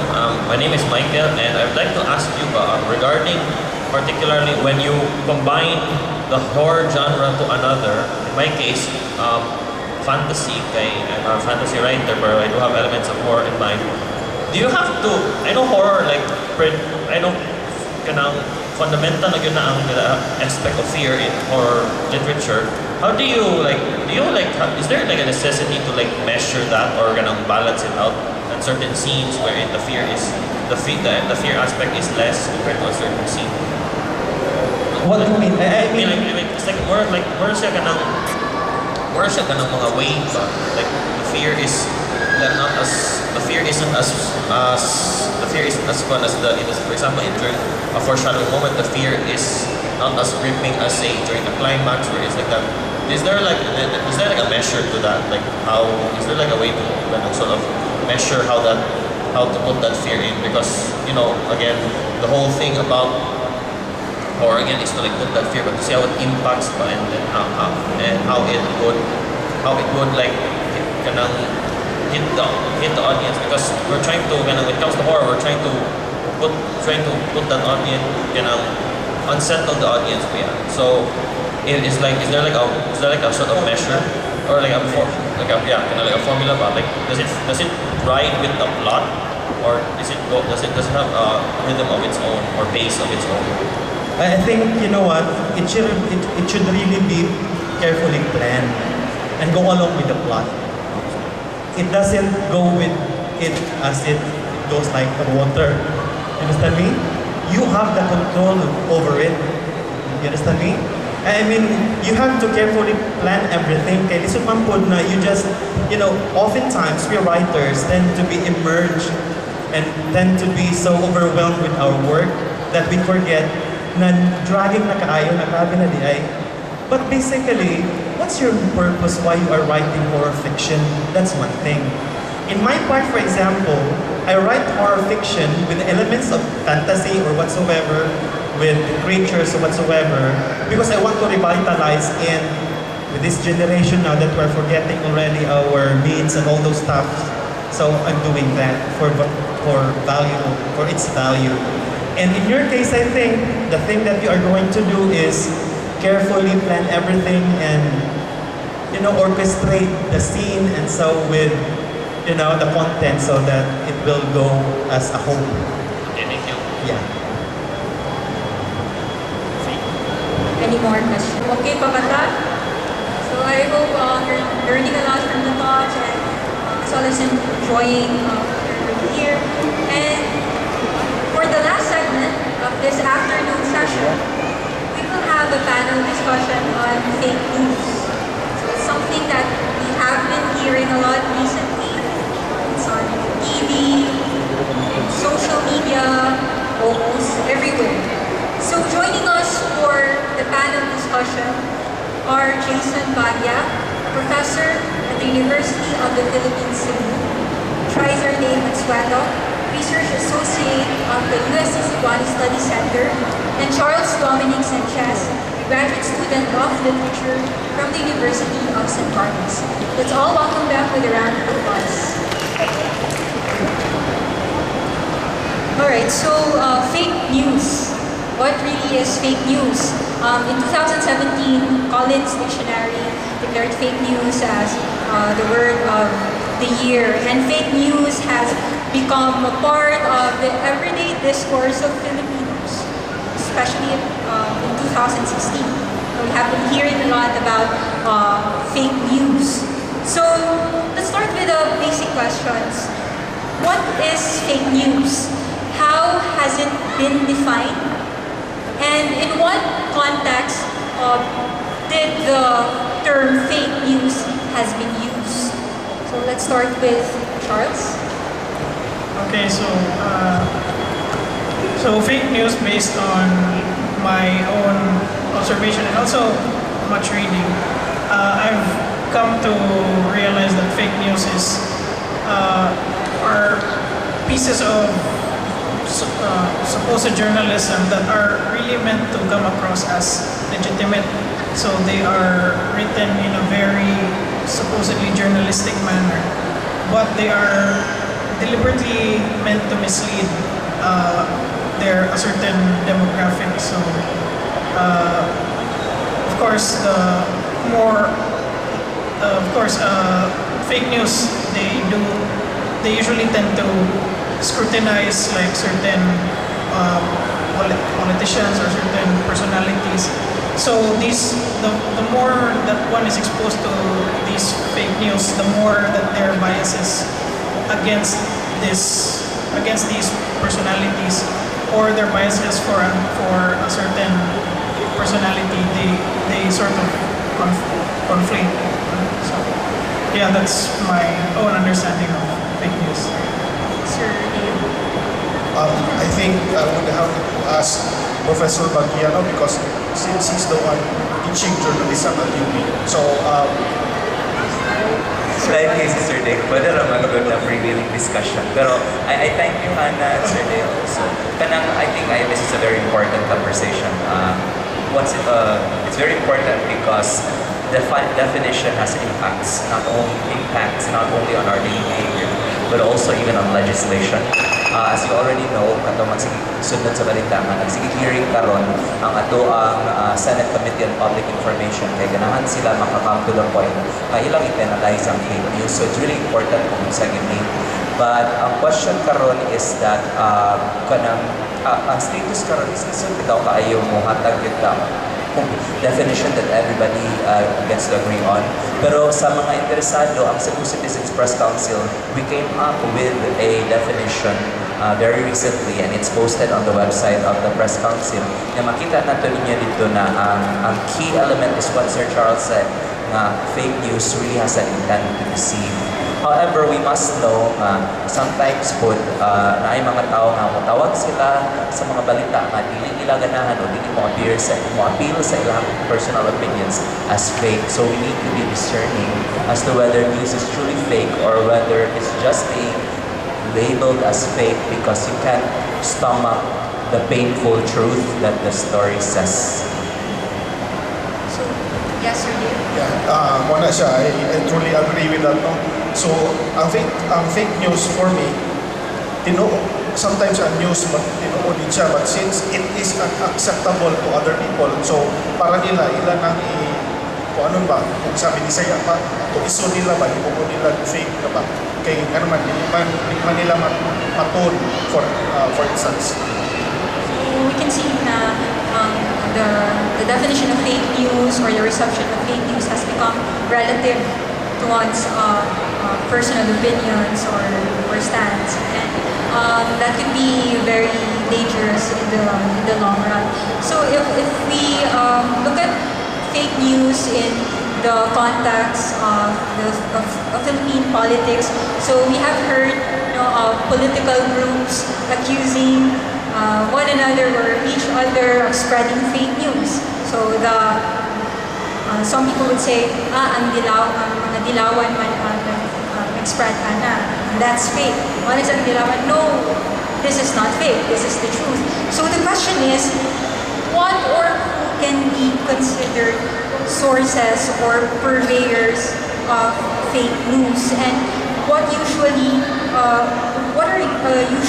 the intention of spreading fake news, and how can we know or determine that information is fake news? Are there really ways to know that something is fake news? Ang mga estudyante sa mascom kay, sometimes they want to be, intellectual sounding, but they will say something like, dapat mag-triangulate yun mo sa information. Okay, one way itawag nila ang technical term na source triangulation. But be careful as well. I always tell my students, what if nag-triangulate tuod mo sa inyong sources? So tulo ka buok ang source sa inyong balita, but tulo sila ka buok sources that come from the same group, the same party, who try to corroborate kunuhay the alleged truth of some lie. So dili gyapon, no? So dapat nato ni i-qualify ang kanaang source triangulation.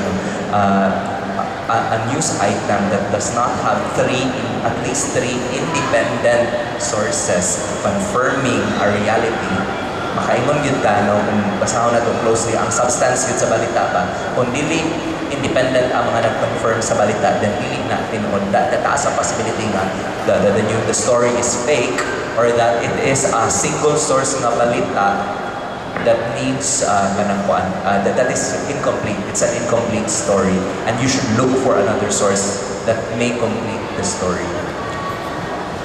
Okay, I think kanang imong gipangutana ganina nga you were asking whether kinsang source kit aning fake news.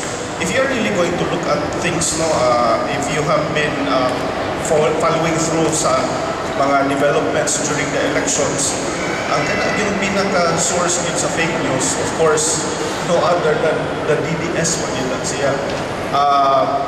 Daghan kay silang mga gipang mugna nga mga istorya in order to destroy their perceived political enemies. So, and of course, today, it has even persisted. Hangtod karon na aragyan gihapon tay madunggan kay ana still from the same source or sources. Charles? So I think that what a lot of I noticed that what a lot of Filipinos miss about news in general is that every outlet has its own ideology or their own biases. So which is why like people start hating on something like Inquirer, for example, because they only report this sort of news, or they start disregarding news from Manila Times or whatever, because all news outlets carry their own biases and ideologies, and the fact that they are reporting on something also means that they are biased toward that thing. I think it's really human to be biased, but what the danger of fake news is that, or what a lot of people miss about fake news is that it is fake and that it's really meant to deceive, and then the deception can have real consequences in the real world. And if I may add, kuan ani, ang atong tanaw na ani karon is that we need to separate bitaw kana ang bias and inaccuracy or untruthfulness. Kay whereas like all theories of journalism also develop, no? So whereas in one sense, no, nahimong ideal ang supposed objectivity or lack of bias. In fact, kung i-trace gyud mo ang journalism history, early journalism was biased, and then the idealization of lack of bias was actually a reaction to the original journalism that was biased. Now we need to confront it once again, kay kanang padulong naman pud nga ni-transform ang literature, ang theory, and many who are reflecting about journalism have come to realize na bias in itself is not bad, no? Kaya nga naman, if you are biased, for instance, in favor of the downtrodden, if you are biased in favor of the voiceless, if you are biased in favor of those whose rights have been trampled on, then that is not a bad bias. Ang importante is, whatever your biases is, imong facts on which your biases are based, dili mo itamper unsa ang factual. So factuality is a separate thing from having an advocacy.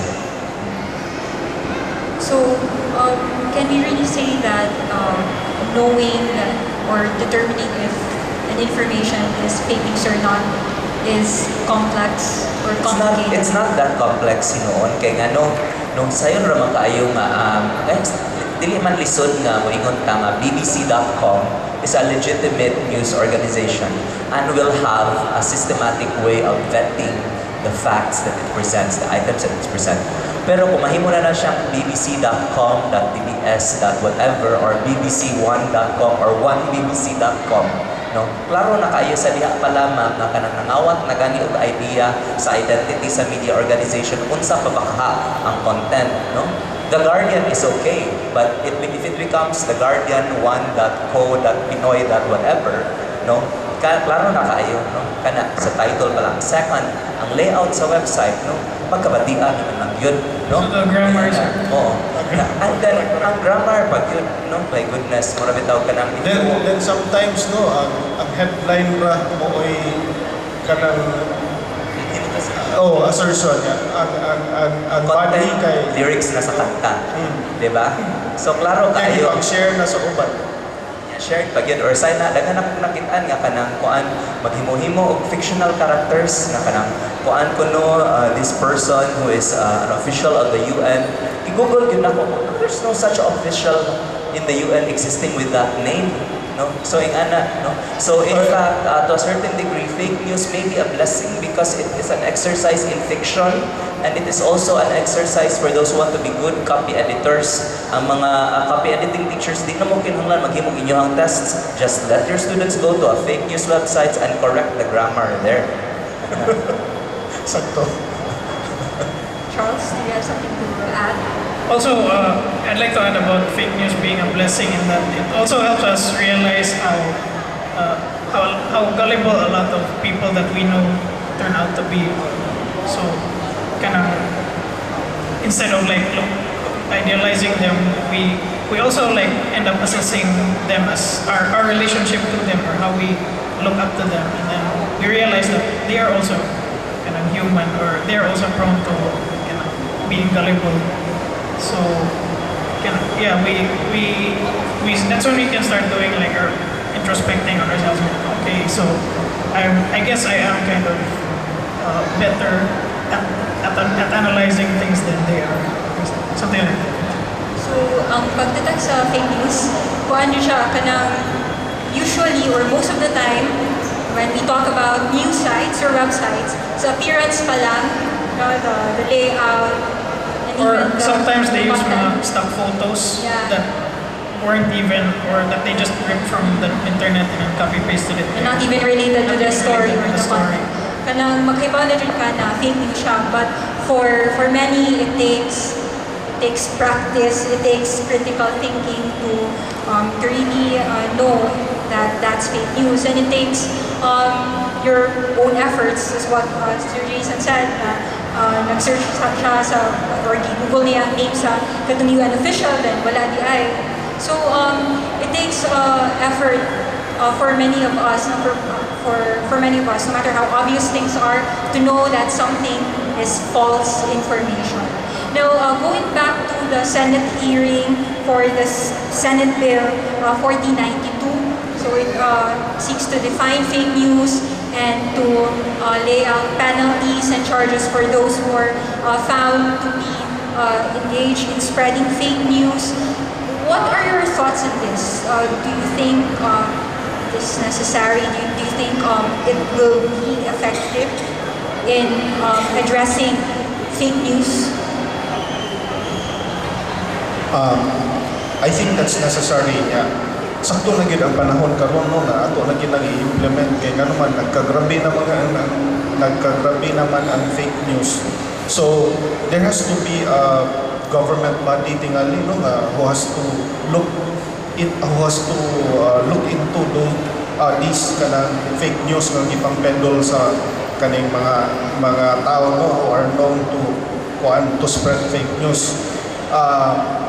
Nganong kinahanglan man para masuko na gid siya karon, kay otherwise daghan ra ba kay mga Pilipino nga dili gyud discerning no nga tan-awon lang nila ang headline gipang-share na dayon nya lain day ito ang sud ay sa lain day ang unod ay sa kuan sa gipang-share nila nga content no. So panahon na no kay in fact para sa masumpo sad no ang kaning mga tao nga naa sa gobyerno itself nga sila mismo ang purveyor sa fake news.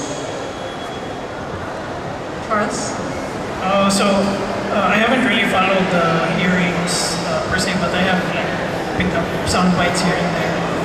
But generally, I am a pro-regulation person. So if something becomes excessive, I think really the government should step in and regulate it.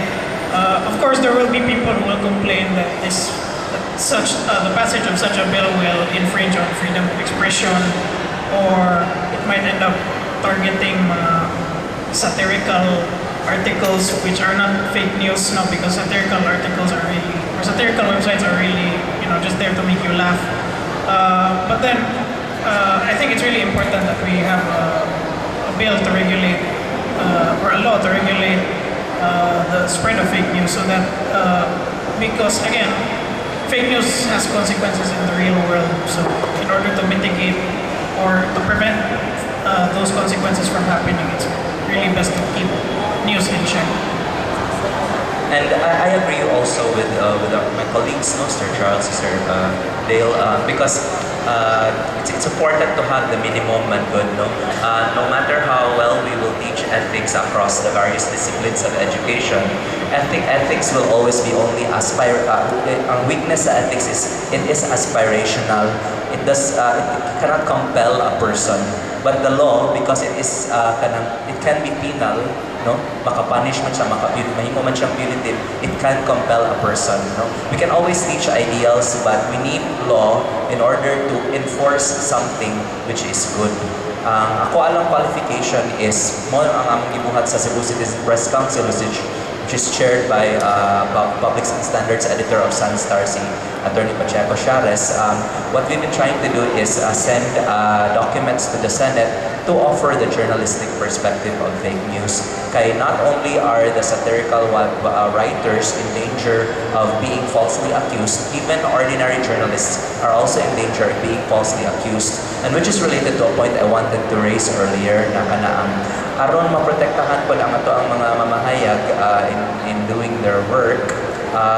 Fake news must be legally distinguished po sa balaod mismo from the errors that come with day-to-day journalism, no? Kita tanan masayong mangyuta, no? Sometimes we have incomplete information, no? But you can always see that there is a difference between the professional journalist and the maker of fake news, because once the maker of fake news has the likes and the shares, happy na siya. Ang legitimate nga journalist and journalistic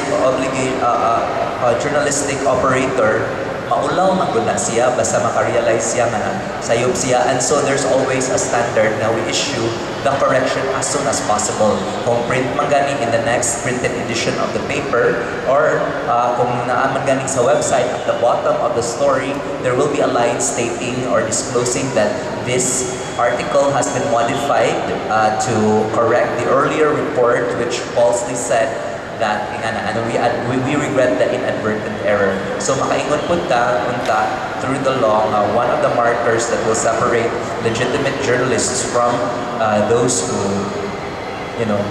distort journalism is the willingness to correct if ever there are any errors, apart from the fact that the errors will never be deliberate on the part of the journalist, but only inadvertent errors. Whereas sa fake news, iplano yun na isulti yun ning dili mao. True, because false information is not always intentional, some are unintentional, especially in everyday journalism. So from the discussion, we also realized that it's not the media who is the source or the only source of false information or fake news. It can be the government, it can be political groups, and it can even be individuals outside of journalism. So fake news or the spread of false information is constant danger in communication. Right? It's always there, and we need to keep it in check, as what our speakers have expressed earlier. So on ways on stopping or preventing fake news, what do you think, aside from legislation, what do you think are the ways that can help us prevent the spread of fake news and false information? I'd like to start, and I'd like to pinpoint daghan kayo ways, pero I think it starts with a cultural transformation, because and even a sort of human transformation. So ari na dili mosulod ang mga antisis, mga kaparian, no? Kay kanang as long as there is a culture that is willing to tolerate gossip, there will always be a market for fake news. So I'm looking at this from the demand perspective ba, no? Okay, the supply perspective there can be regulation, there can be professional professional learning, continuing professional education, media formation of the public, encourage reading. But from the demand side, no, kung naay ganahan ra pud og fake news, no, there will always be people, no, marami taw kanang no one will be oppressed ug walay ma-oppress, no. Wala po'y mailad kung walay ganahan nga ilad-ilaron lang sila. So kanang kita, di na ka mapailad din. Let's try to kanang chismis, kanang gossip. If we engage less in that, then there will be our environments will start becoming less tolerant of fake news, because fake news, kung tanawon po nimo, is simply a printed or virtual form of something that happens ordinarily between persons. Sorry, Sir Jason. Pero kung sa din nato karon nga even professionals mabasa man yung kinapon ng fake news mo patronize man ng fake news, how do we unsaon nato mo problema kay na Muna na siya na kumapangutana, because it's a cultural question. It's it's a question beyond law, it's a question beyond ethics. Yeah. I cannot force you to be buutan. So, Like, for instance, no, if you're going to look at your friends on FB, nakapamagay mga teachers nga, they themselves would spread fake news. So, I mean, mga teachers na gani ini, mga professionals na gani ini, mo spread naman gani sila fake news. More so sa katong mga mga professional, mga edukado. I think kung naay organization kini, this is a suggestion from me, kay sa media itself, naay standards. If you're attached to a media organization, there are standards enforced by your company for your online behavior, because anywhere you go, you're always representative of the organization for which you work. So for example, sa universities, no, I think universities should independently start their own regulation pud nga kanaang no, kanang ang basis of principle is that comment is free but facts are sacred. At least kana lang ba, no, makanang no, for evaluation of the promotion of professors, if naay ebidensya nga ni post siya og fake news, kay minus points na siya for public service, ana minus 5 points ana para naay impact ba ana. Charles? I think one of the things that we can do as an individual is really to call out these FB friends of ours who share this fake news. We can post a comment, tell them it's fake. Of course, in all likelihood, we might not be able to convince them because they're already convinced. No? But we might be able to convince those people who will see our comment, their FB friends, who might think twice before sharing that bit of news. And this might result in, like multiple comment exchanges, but then eventually, if you will be able to convince even like a handful of people, that would serve to change certain mindsets. Yes, Sir Dale, you have something to add? So, as what Sir Jason said earlier, fake news is something greater than legislation in journalism. It's actually a reflection of a cultural problem, a cultural flaw, and how fake news has developed nowadays. It's becoming dangerous in a democratic society like ours. Yes, the democracy, we are entitled to our own opinions, we can voice out the freedom or the right to expression, but it's important to ask these questions. What am I telling others? What am I trying others to believe? So since this is a reflection of something greater, something cultural, it also entails or requires a solution that involves not just the government, not just the media, but all of us. Educational institutions, private institutions or groups, and even the church. So it requires all of us Filipinos to help one another in fighting fake news. Fighting fake news because it's something that has become a threat, not just to political groups, not just to the government, but to people's lives. And makita natin that the effect of fake news goes beyond defamation or doubts or reputation. You can see that the effect of fake news trickles down to our poor countrymen and those who do not have the privilege and power or even the voice to express. So it's all about fake news. Let's give a round of applause to our speakers. And Audience, it is now your turn to ask questions. So if you have questions, you may approach. Hi, good afternoon. My name is Jason. I am a teacher actually. I teach social science in a Catholic school here. I would just like to ask, because we are in social studies, and it is indeed unfortunate that we have a lot of teachers, but unfortunately our teachers also, despite the fact that they have been trained, are also very much politicized. Whether we like it or not, ideology pervades and it trickles. So I would just like to ask, from your opinion, honorable body, I would just like to ask, isn't this questionable aspect, especially when it comes to legislation?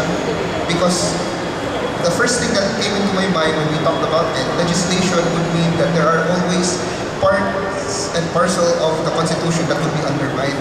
And I think it was the same argument that happened with the Rappler thing, that a suppression of this could also mean a suppression of other parts. So it's actually a domino effect. So I would just like to ask, what do you think are the arguments that they would say against legislation? So that, because as what we have heard, you are for it. So we would also like to ask, what could be the arguments that they would use para bang to say, no, we don't support it? I believe it's important to battle these two contrasting theories so that we can come up with our own conclusions. And also, this is actually very practical. I believe that teachers have to be the vanguard because this is a cultural problem, and the best institution to remedy this problem is education. Unfortunately, and this is my greatest critique against teacher, I'm a teacher, I'm a licensed teacher.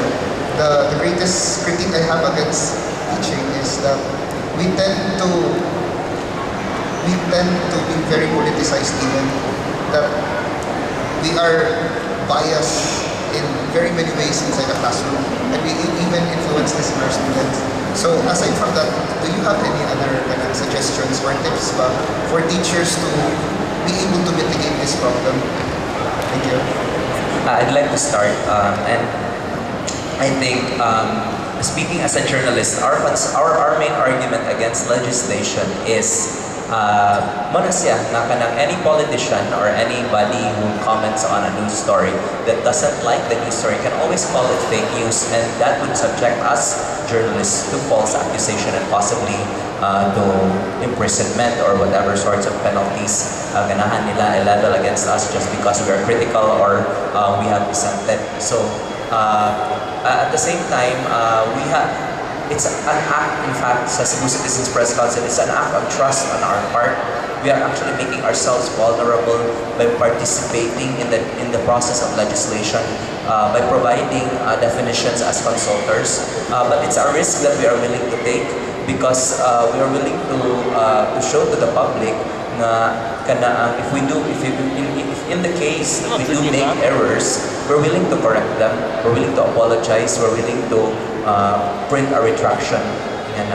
And then in the case of bias, I feel that the most solid thing that needs to be established is that among teachers, whatever your political persuasion is, whatever our political persuasion is, we believe in the Copernican revolution, di ba? Kaya na, bahala pag masuko ka sa adlaw, kaya marag yellow sila, so ilawan ang adlaw or ana, di ba?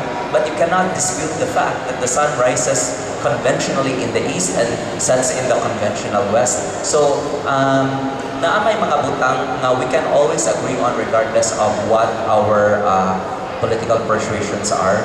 And so, for instance, the Constitution in itself, although it is subject to various interpretations, pwede man tanga ka na we gather together and exercise how we do fact-checking, and also depend on the increasing number of resources being provided on the internet that will train people about fact-checking.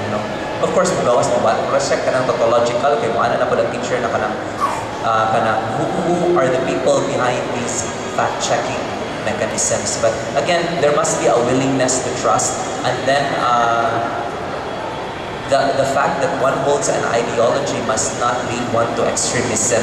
No? Kanang kuan man kaha, science man kahata, and science does not believe in dogma. So the ones who hold ideology also, it is incumbent upon them not to be dogmatic about their ideology. Even if one comes from relatively kanang kuan, very dynamic background like social sciences where debates tend to change every other day or theories tend to be outmoded or outdated every so often. Regarding the teacher's bit, I think this is idealistic kay but I think it would also be helpful maybe to lighten the load of teachers or maybe not force them to do so much clerical work because this robs them of time that they may use to do additional reading or immerse themselves in the community and things like that because they're so restricted to doing all these other. They're so anchored to like the school setting that they end up not being very critical-minded anymore, open-minded because of that. The seclusion that the school setting or the university setting offers them. I think mo disagree ko nimo ana Charles kay ngano naamay uban nga mga teachers nga tungod kay wa na gid sila ipangmuhat nagsige na lang sila paglibak sila panaot no. So amot lang depende gid siguro na sa tao siguro no. So I think what we're going to do is to revisit our values tingali kay mo man siguro gid na mo problema diri dili man tingali kay walay gibuhat ang teachers. In fact in my experience no sa dili lang ko masulti no kuan sa akong experience daghan pa ko mga colleagues nga bisag kabisi na ako naaging gihapon mag-inventong mga storya no. So ang fake news itself naasan siya sa classroom, naasan siya sa department no, dili lang siya sa kuan. So I think this is really a moral dilemma no which we have to solve kay pagkangan nga teacher dili gid na assurance nga dili sa nako spread of fake news ang teacher. In fact na ako'y mga estudyante sa graduate school gani mao pa sila pa gipang train sa history, sila pa mag-spread of fake news no. So ambot lang murag I think naagid ni problema gid siya sa values.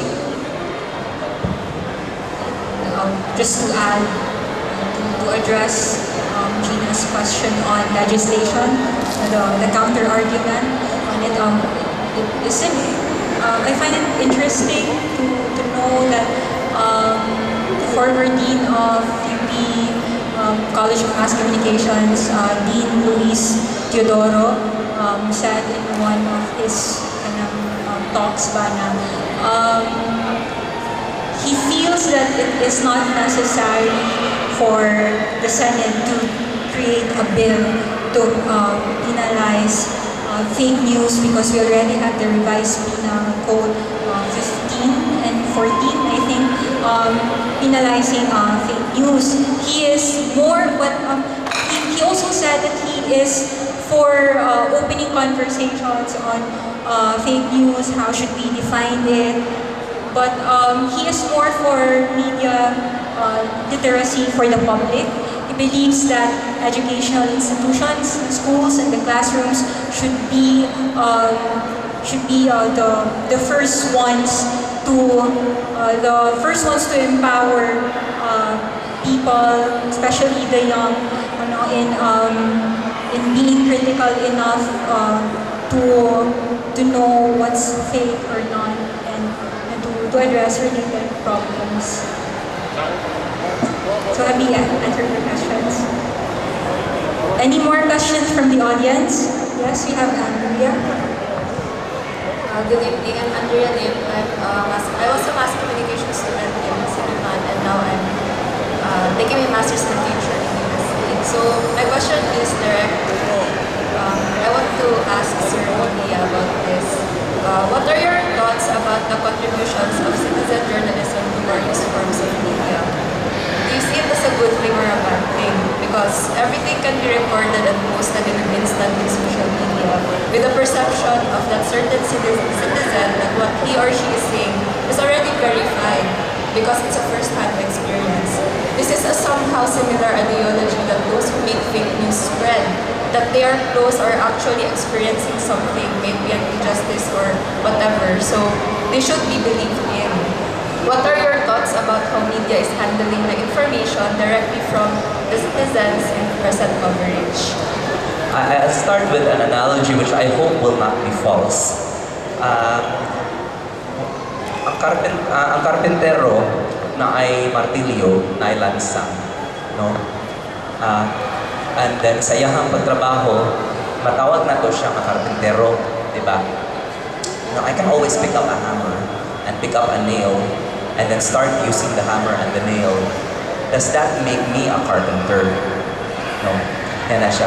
So in the same way, not everybody who has a camera or is capable of typing or who has a laptop has automatically become a citizen journalist. Okay?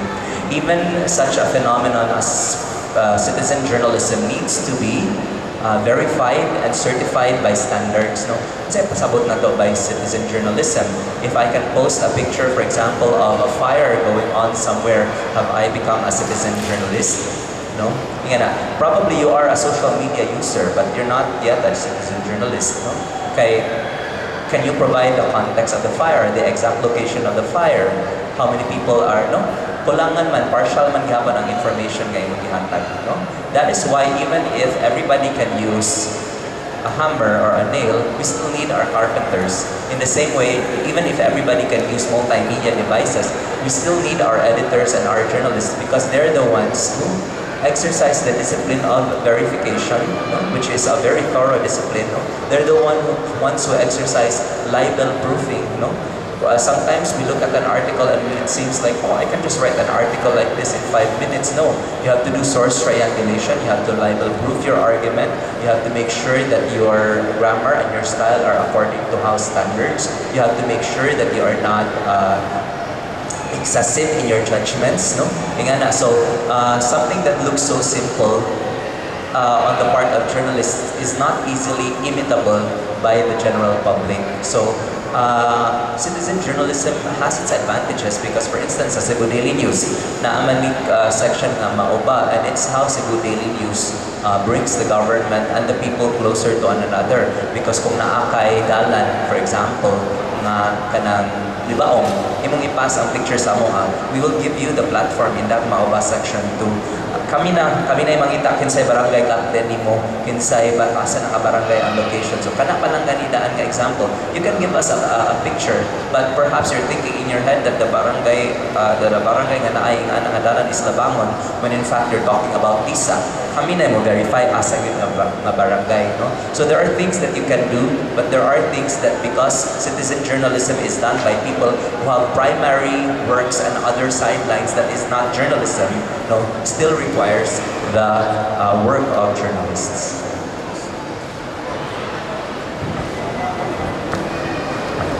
Any more questions from the audience?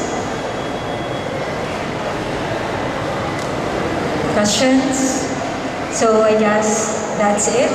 So before we end the discussion, we call on again the organizers of the event on stage for the pictorial. Thank you sa mga nabilin diri. Ako ba nanguli na? But anyway, now is the time for those who have prepared their poems and would want to share them in front. So this is now the open mic session. Hello. Hi everyone. Oh my god. What you go expect ako ko? My name is Danica Lamban. I'm a member of Casitas. Casitas is a spoken word poetry group.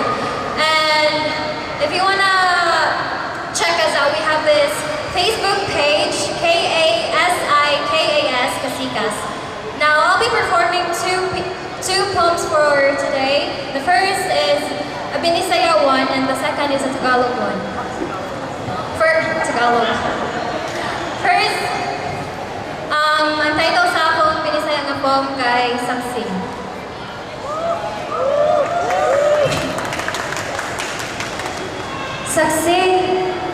bituon. Kung unsa kalisod ang pagpugong. Pagpugong sa akong mata nga magpiyong ang pagpatak sa alas 11:11 kay huwaton para lang sa kalangitan pangayoon. Ang tao nga kanunay akong higugmaon. Saksi ang mga bituon. Kung giunsa na akong paghunghong nga mainta, bisag usa kanila mahagbong para maayo na lang. Matinuod akong gihandom. Apan butan gyud ang tadhana kay ikaw ihatag niya. Ang laki nga bago pa na ako nakaila pero kanunay suod na sa ako Dali ang paglabay sa panahon. Amigo paganit ni kakagahapon, ikaw naman dayon ang nagustuhan karon. Basta makitaan ka akong kasing-kasing, mas pakapagod sa karkar nga chicharon. Saksi ang mga bituon. Katong ningon ka nga imo silang sungkiton ug kabalo ko nga dili lang ako ang gikilig atong gabi una, apil na pud ang mga bituon nga naglantaw sa atoa. Saksi ang mga bituon. Katong ningon ka nga mas nindot kung di ko maginusara, mas nindot kung sa akong pagbaklay sa kinabuhi mag-uban tang duha pastilan. Niingon ra pa si mama nga dapat unahon ang pagskwela ug niingon pud ang barkada nga di ta mag-unay kay barkada ra ta. Kay lisod na. Mapintag ka buwag, magbuwag ta, mapilog ka buwag ang barkada mo kung pwede lang. Ang atong ibati, ato sumpungan. Saksi ang mga bituon. Kung giunsa na akong pagpugong. Pagpugong sa akong gibati ug sa imo dili sa ingon nagdibog na hinuon ko ron. Kung grasya pagyud ka o temptasyon. Kung gitistingan na magyud ang atong pagabarkada. Kung gitistingan na magyud kung matinumalot magyud kong anak ni mama pero basin tay grasya ka. Basin, ikaw tong gihatag sa bituon nga gugma. Kiningon man sad si mama basta grasya dawaton, basta grasya na gani ang manuktok pasudlon dayon, pero kung grasya ka lainagod. Wala man kay tuktok-tuktok og nikalit man kag sulod. Apan unsaon taman, lain sa kay ikaw akong balibaran. Mura kog gibalibad ani sa Santo Niño dapit nga tiguwa nga naay kalit gitaod sa akong dughan. Pasagdiin na lang. Kay ikaw ako na lang bayran. Dili kwarta kundi gugma gikan pud sa akong dughan. Saksi ang mga bituon. Sa mga panahon nga madugay kog uli og ni mama ako pangutanon og kabalo ko nga dili lang ako ang nakulbaan atong gabi una apil na pud ang mga bituon nga naglantaw sa ako Kay kabalo kong kabalo sila. Kabalo sila nga wala ko nadugay og wala ko naghimo og project sa balay sa akong classmate nadugay kog uli kay gikan ko sa atong date. Maayo na lang gani si mama sa akong bakak bituora. Nindot kayo kakauban, ilabi na katong imong sambito ng akong pangalan ug imong sumpayan sa linya nga gihigugma tika. Nga murabag ang linya ng imo ng apelyido sa ako Apan pareha sa ubang relasyon natuwa na ako'y mga kaagi. Sa lubak nga dalan kinahanglan pud tang moagi. Ningon biya ka nga imo kong ubanan maong panintigay yun pero sa atong pagbaklay iskan chinilas sa maputol atuan naman hinoong relasyon. Saksi ang mga bituon. Sa pagbalik-balik na ako sa mga lugar kung asa ko ni mo pirmi dalon kay gadahom gihapon ko hangtod karon. Gadahom gihapon ko nga imo kong palikon ug makaamgo ka nga ako gihapon imong gihigugma ug higugmaon.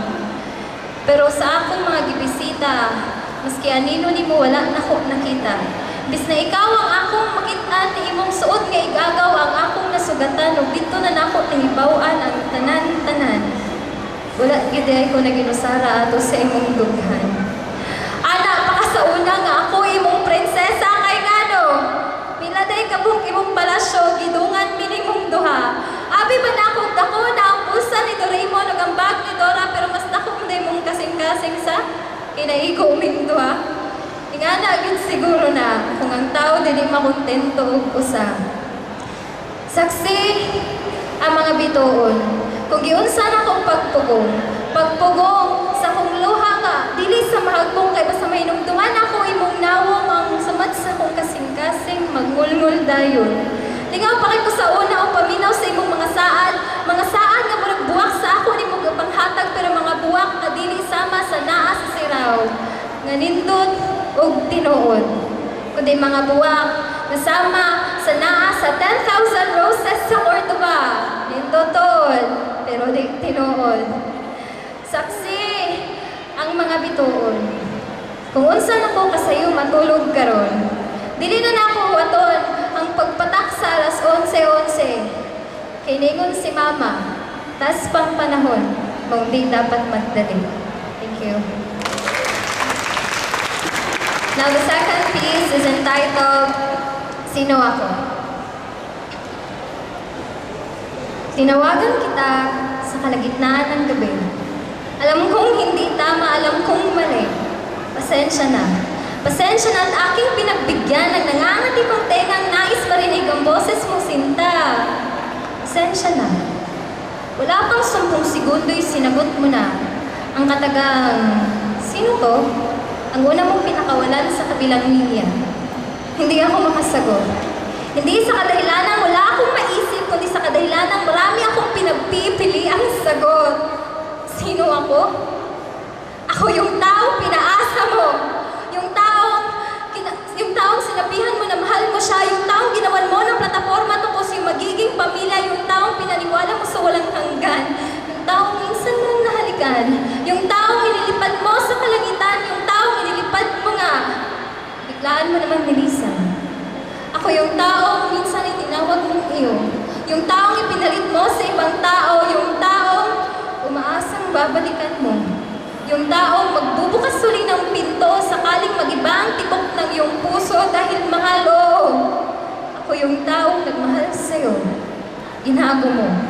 Nasaktan ng todo, ngunit handang magpakatanga, mahalin mo lang uli ako. Sasabihin ko na sana sa iyo kung sino ako. Kaso biglaan mong ibinaba ang telepono. Kagaya ng biglaan mong paglisan sa piling ko. Thank you.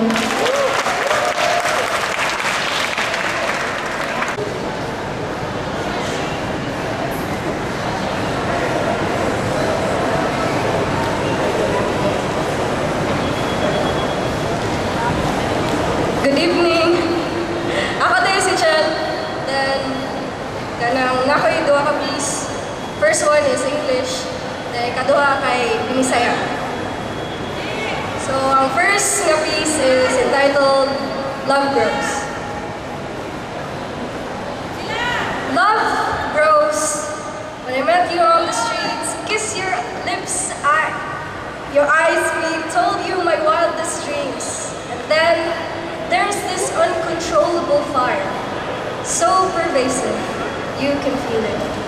When you came into my life, everything I thought I knew was interrupted by Trojan air of arrows. Greek mythology, a little bit of astrology, scientific theories, Edgar Allan Poe's poem, short stories, it all fell by the wayside. You were bona fide, I was stupefied. Sure, you denied my requests on Facebook twice, ignored my cheesy messages thrice, and sure, I had to promise no expectations on our first date. I remember how I was stuck and lost in your eyes, hypnotized by your priceless smile. My body froze the first time you touched my hand. It's a touch of an angel. Bless those good times. You're my cafe that wakes my nerves up for the rest of the day. You're the last thought that lingers in my head before slumber takes me. And you're the vagueness that hunts me in my dreams. You're my striking lightning, slicing open the dark with luminous allure. You're my poetic metaphor, tidal waves crashing ashore. I love you. I love you more than I love PlayStation games. I love you more than you love LeBron James. I love you. I love you just as much as I like you, and every day I even like you more than yesterday. I even like you more than sunsets, waves, and road trips, and I'm glad that I get to share it with you today, tomorrow, or maybe for the rest of our lives. That is how our love grows. Love grows at the intersection of lost dreams and desires where crowded, clouded skies yield to ravishing sunsets. And then there's this uncontrollable fire. You light up my world. Out of the days, shaking it up with your ways. I'm grateful, I'm blessed, I'm constantly amazed on how our love grows. Thank you. Then, ang second piece is a short poem entitled Lamok. Lamok, mosquito.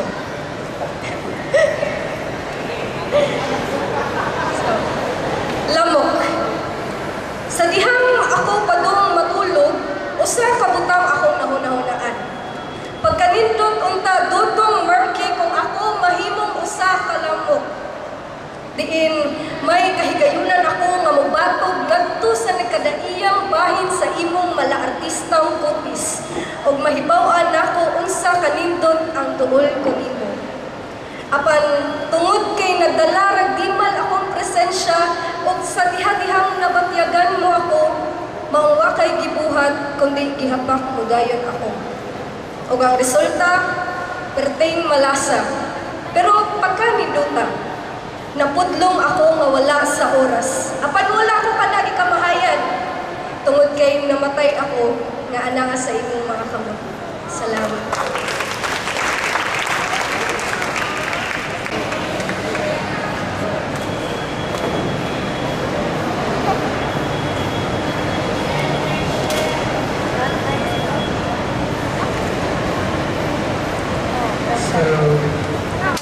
Good evening, everyone. Now, I am Donald Tagsip from Kasikas, and ganahan po mong makadungog o makakita ng live performances and spoken word poetry. Please visit our page, Kasikas, K-A-S-I-K-A-S, and also subscribe in our YouTube channel, Kasikas, K-A-S-I-K-A-S. And for this evening, I'll be sharing two of my pieces. Okay, so first is Conditional piece, okay? This is a winning piece, yeah, because I used this last art text, and thank God I won. So this is about appreciating art. It is how I found, and it is how I started love my art. This is Bahay Singing.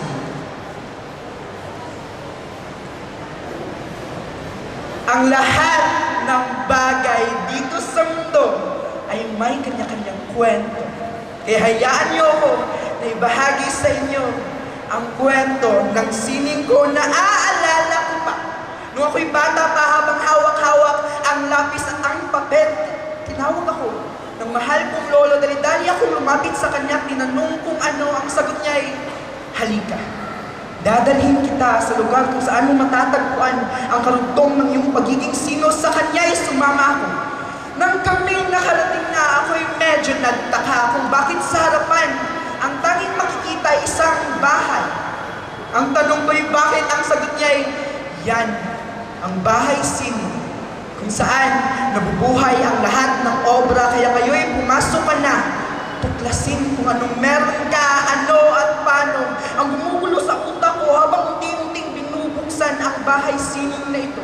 Pagpasok ko mangha ang makikita sa aking mukha dahil sa ganda ng mga palunting nakadesenyo sa bawat bukana. Dahil sa unang parte ng bahay sining na ito ay may 4 na kwarto na naglalaman ng mga hindi mababayarang talento. Una, binuksan ko ang pintuang may instrumentong nakadesenyo. Pagpasok ko, musika kagad ang sumalubong sa aking mga tenga. Ang mga boses nila na kay kaganda habang ang mga kanta nila ay nagkwento ng isang storya gamit ang mahika ng musika. Sa galakoy, ako'y sumali sa kanila. Kumanta na pagdugtog ng gitara, kaya lang hindi ko man lang maabot ang kahit na anong nota, maski man lang yung boses ni Moira. Kaya ako'y nilapitan nila. Sinabihan, subukan mo sa iba. Dismayadong lumabas sa pinto, lumipat sa kwartong may iba't ibang galaw na disenyo. Pagpasok ko, ako'y humangas sa kanila. Sa kung paano, ang bawat galaw nila ay sumasabay sa bawat tugtog ng kanta. Hindi na nila kailangan pang magsalita pa dahil ang bawat kilos nila ay nakukwento na ng isang storya. Kaya ako na naman sumali sa kanila. Kumintak, yung umiyog, sumayaw, kaya no, hindi na naman pwede. Kasi ako yung panira ng obra. Puro kaliwa ang aking mga paa. Magalaw nang wala sa tansya. Mas nauna pang yumugyog ang mga bilbil ko kaysa sa kanila. Ako'y takot na takot. Siguro nga, dapat sumunod. Siguro nga, dapat lumabas na. Pero ako'y lapitan nila at sinabihang may dalawa pa. Subukan ko pa ako na itong si tanga. Umasa, lumipat sa kwartong may pulang kumpinang nakadesenyo. Pagpasok ko, ang mga mata ko'y napabuka dahil luwari yata'y bumalik ako sa panahon ni Crisostomo Ibarra at Maria Clara kay Ginda, nilang tignan sa entablado habang binibigyang buhay ang mga karakter sa libro. Kaya naman, ako na naman nagulit na sa kanila'y sumali kahit mabilang si Padre Salve ang importante.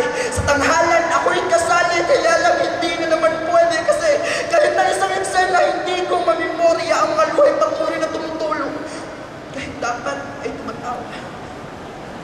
Kaya ako na mismo yung lumabas sa kwarto. Sa nararamdaman ko, isa lang yung naiisip ko.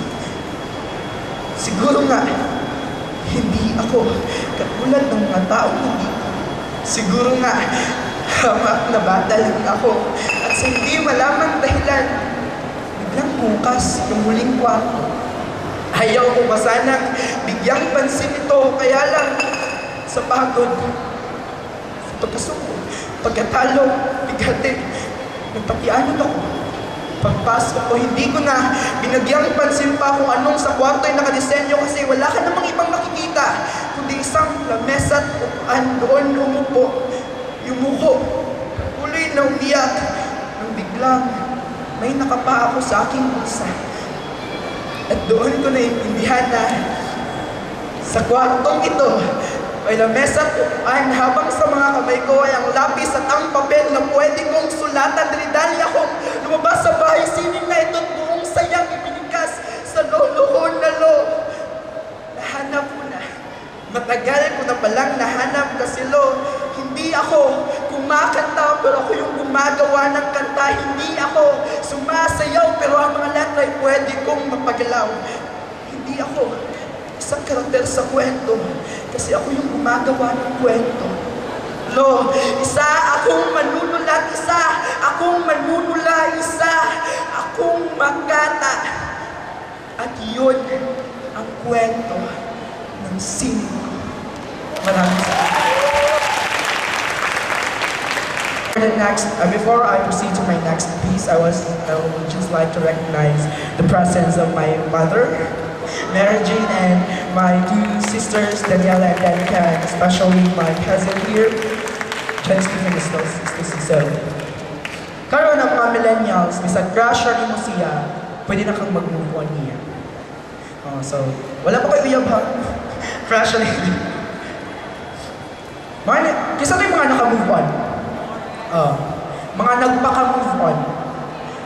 Inyuhan ni siya. This is entitled, Lahi Gudi Ay Ang Feeling.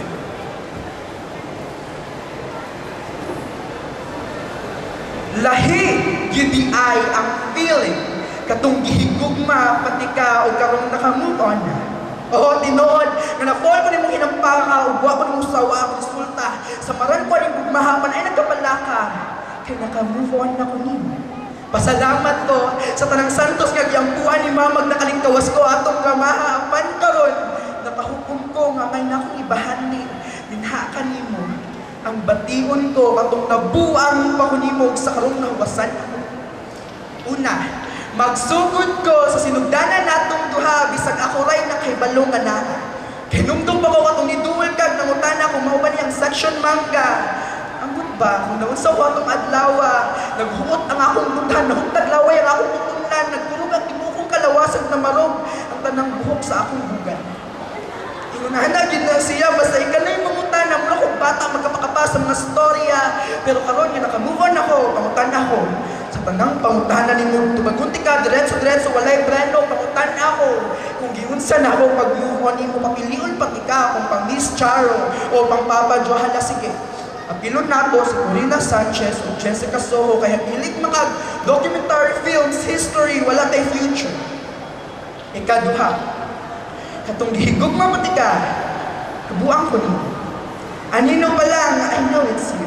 Baho mo pa lang, it feels like heaven. Likuran mo pa lang, kiligon na ko. Sa muta ko, magatubang ka, kamatayon ko. Pero karon nga nakamove on ako nimo, ginawasan ako, magtubangay tang duha, magtinutukhay, magkinugtanay, magkinaksanay, walay mahitabo natong duha. Nagkaskas lang ta sa oras nga naa pa nga makakita paglaing unta. O sige, last na ni siya. Mga ko pasaylo niyo daan ha, kay mamalikas mong bukuaning dapita, kay ang nang malikas magsay. Katong gihigugma pati ka, maudyod niya ang akong pangutan. Pisli kang inataya kang yawa kang anong imo kong ipulihan o ilisan akong adika kay abigang motor siya ako kabisikleta raon sa may nakalahi. Puros na ligid sa 100% na danger rate iyahang 99.9 ako ang 0.01 na ay forever sa bisikleta iyahat ang butso ako ang numero 8 ako si Papa Piolo siya ako nagpatay na ko ako adik ragi mo siya adik sa shabu, marijuana, dotog, sa kunsa pa pero nganong gipulihan anong giilisan, anong gibiyaan, mauna akong pangutana, pero karon nga naka-move on ako. Kabaw na ko sa tubag ako. Salamat kay gibiyaan ko. Salamat kay sa pagbiyaan mo, nakaila ko, kung sikinsa ko. Salamat sa pagbiyaan mo, nakabarog ko. Ang gugma nga akong gihatag nimo, gibalik na ako sa pagalingon ko 2 times, 3 times, wala ko yung pakay, basta importante, karon ang higugma na ako, ang pagalingon ko. Okay, kamu pa man, hala sige, na ko yung istorya niyo. Magbuwag ka mo.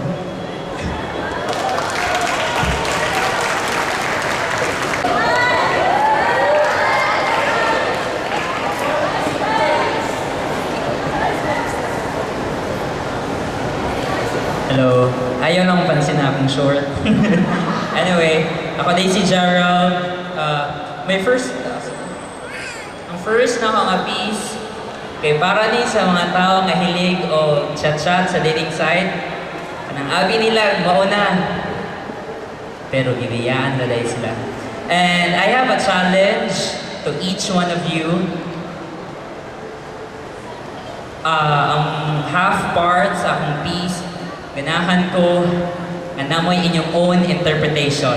I want to hear your own interpretation by messaging us or i-message lang sa among fan page Kasikas, K-A-S-I-K-A-S. So ang title sa akong piece, Dog. Kita sa una, nagkaila. Sa una, chat-chat ka tao pero karon nagkahigala na. Kita nagkaila gikan sa produkto sa teknolohiya. Kanang chat-chat sa dating sites ba? Ning chat kog hi, ning reply kag hello. Ning chat kog kumusta, ning reply kag okay ra. Giusban pag ikaw, kumusta sad ka? Adto nagasugod ang atong panagkaila. Sige tag katawa murag buang sa plaza. Magstorya bisag kadlaw dako na ug mangluod pa.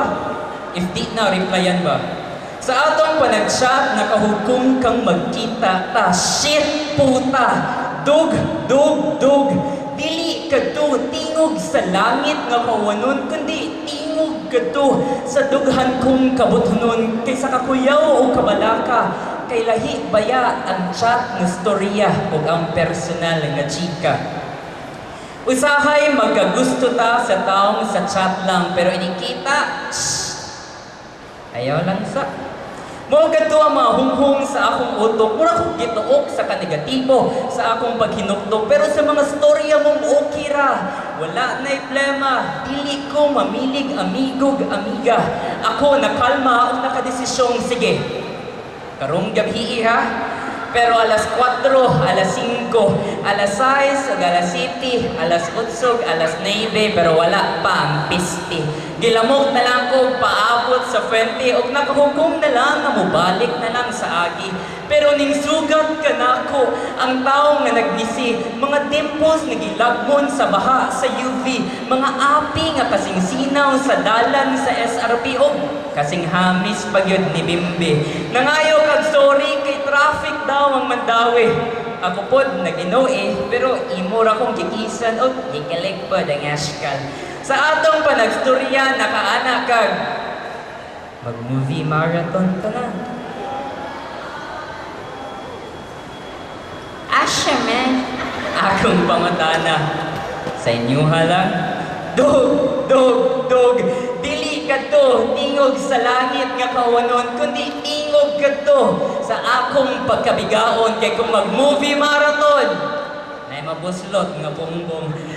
Sa amuan, nananaw tag-horror nga salita. Abi kog makuyawan ko sa mga eksena, pero nakuyawan ko sa mga kamutmong ning tugpa sa akong paa. O ning gamang pa, padung sa akong saging na saba.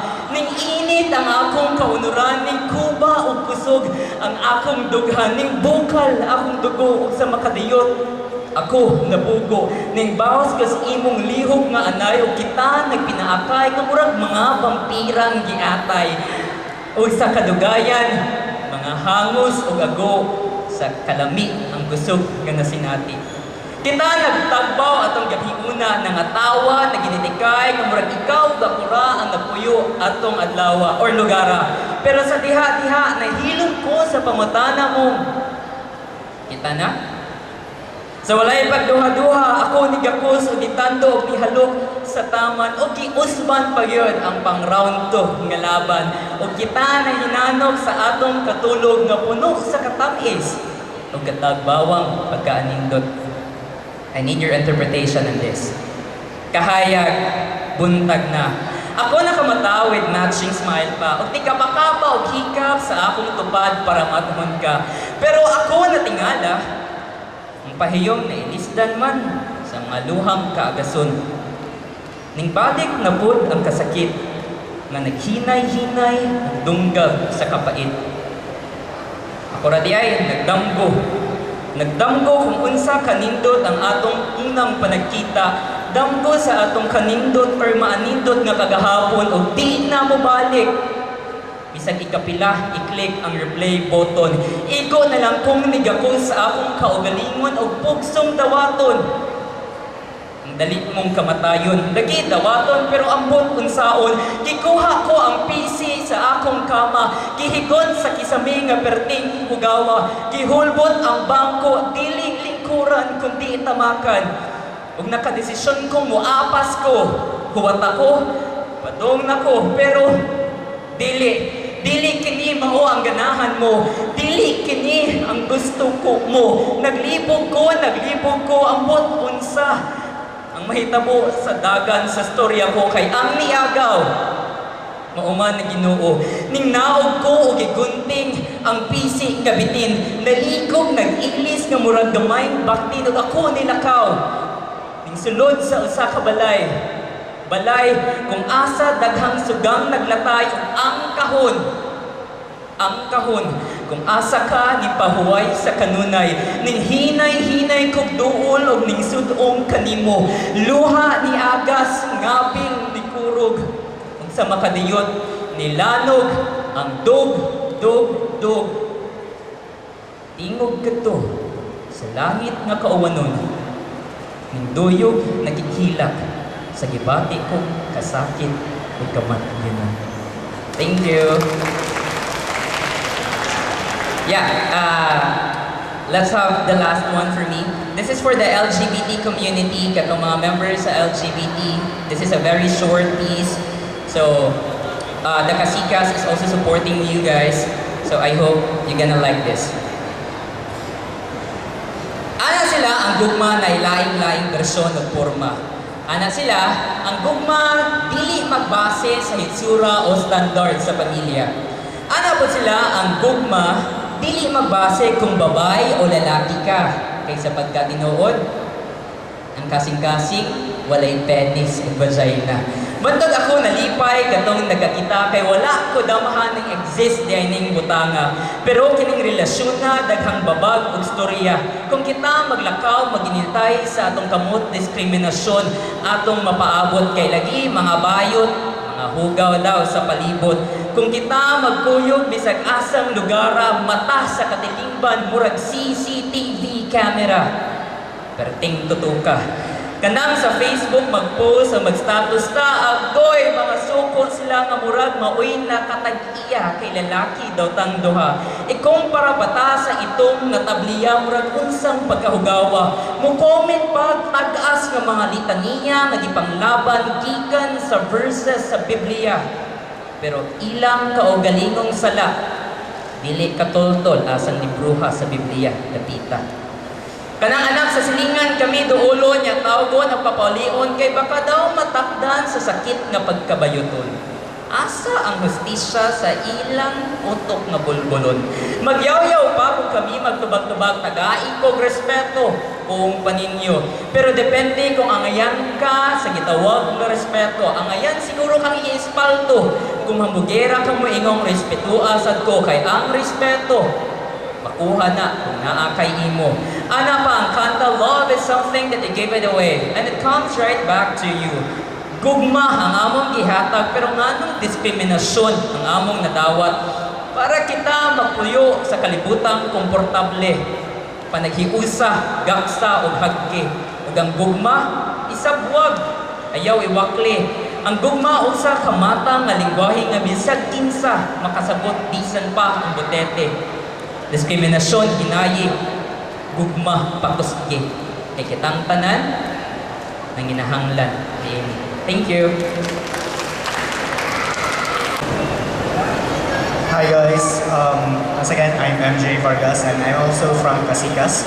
You can check out our Facebook page, www.facebook.com/Casikas, that's K-A-S-I-K-A-S. So, I have nasa ko yung duha ka piece, both of which are binisaya. So, I'll start with this one. Pagampo. Magluhod, maglingkod, magbarog-barog, kiliran sa bumbong. Usahay, maghigda, usahay, magpungko, nga magdala o payo. Usahay, magyaw-yaw, usahay, magtakong, magbaba sa kamingaw. Dili daw magsaba-saba, kay dili nilingaw-lingaw. Dibuto ni Santa Fe na akong mama. So, kad pagkabata, isultihan ang Bisayang istorya. Usa ka martir, nalawang kay gugma, mas daong pa sa sapa, ang asa siya nilusan sa una. Dasig lang daw sa Ginoo, panaligtad ka.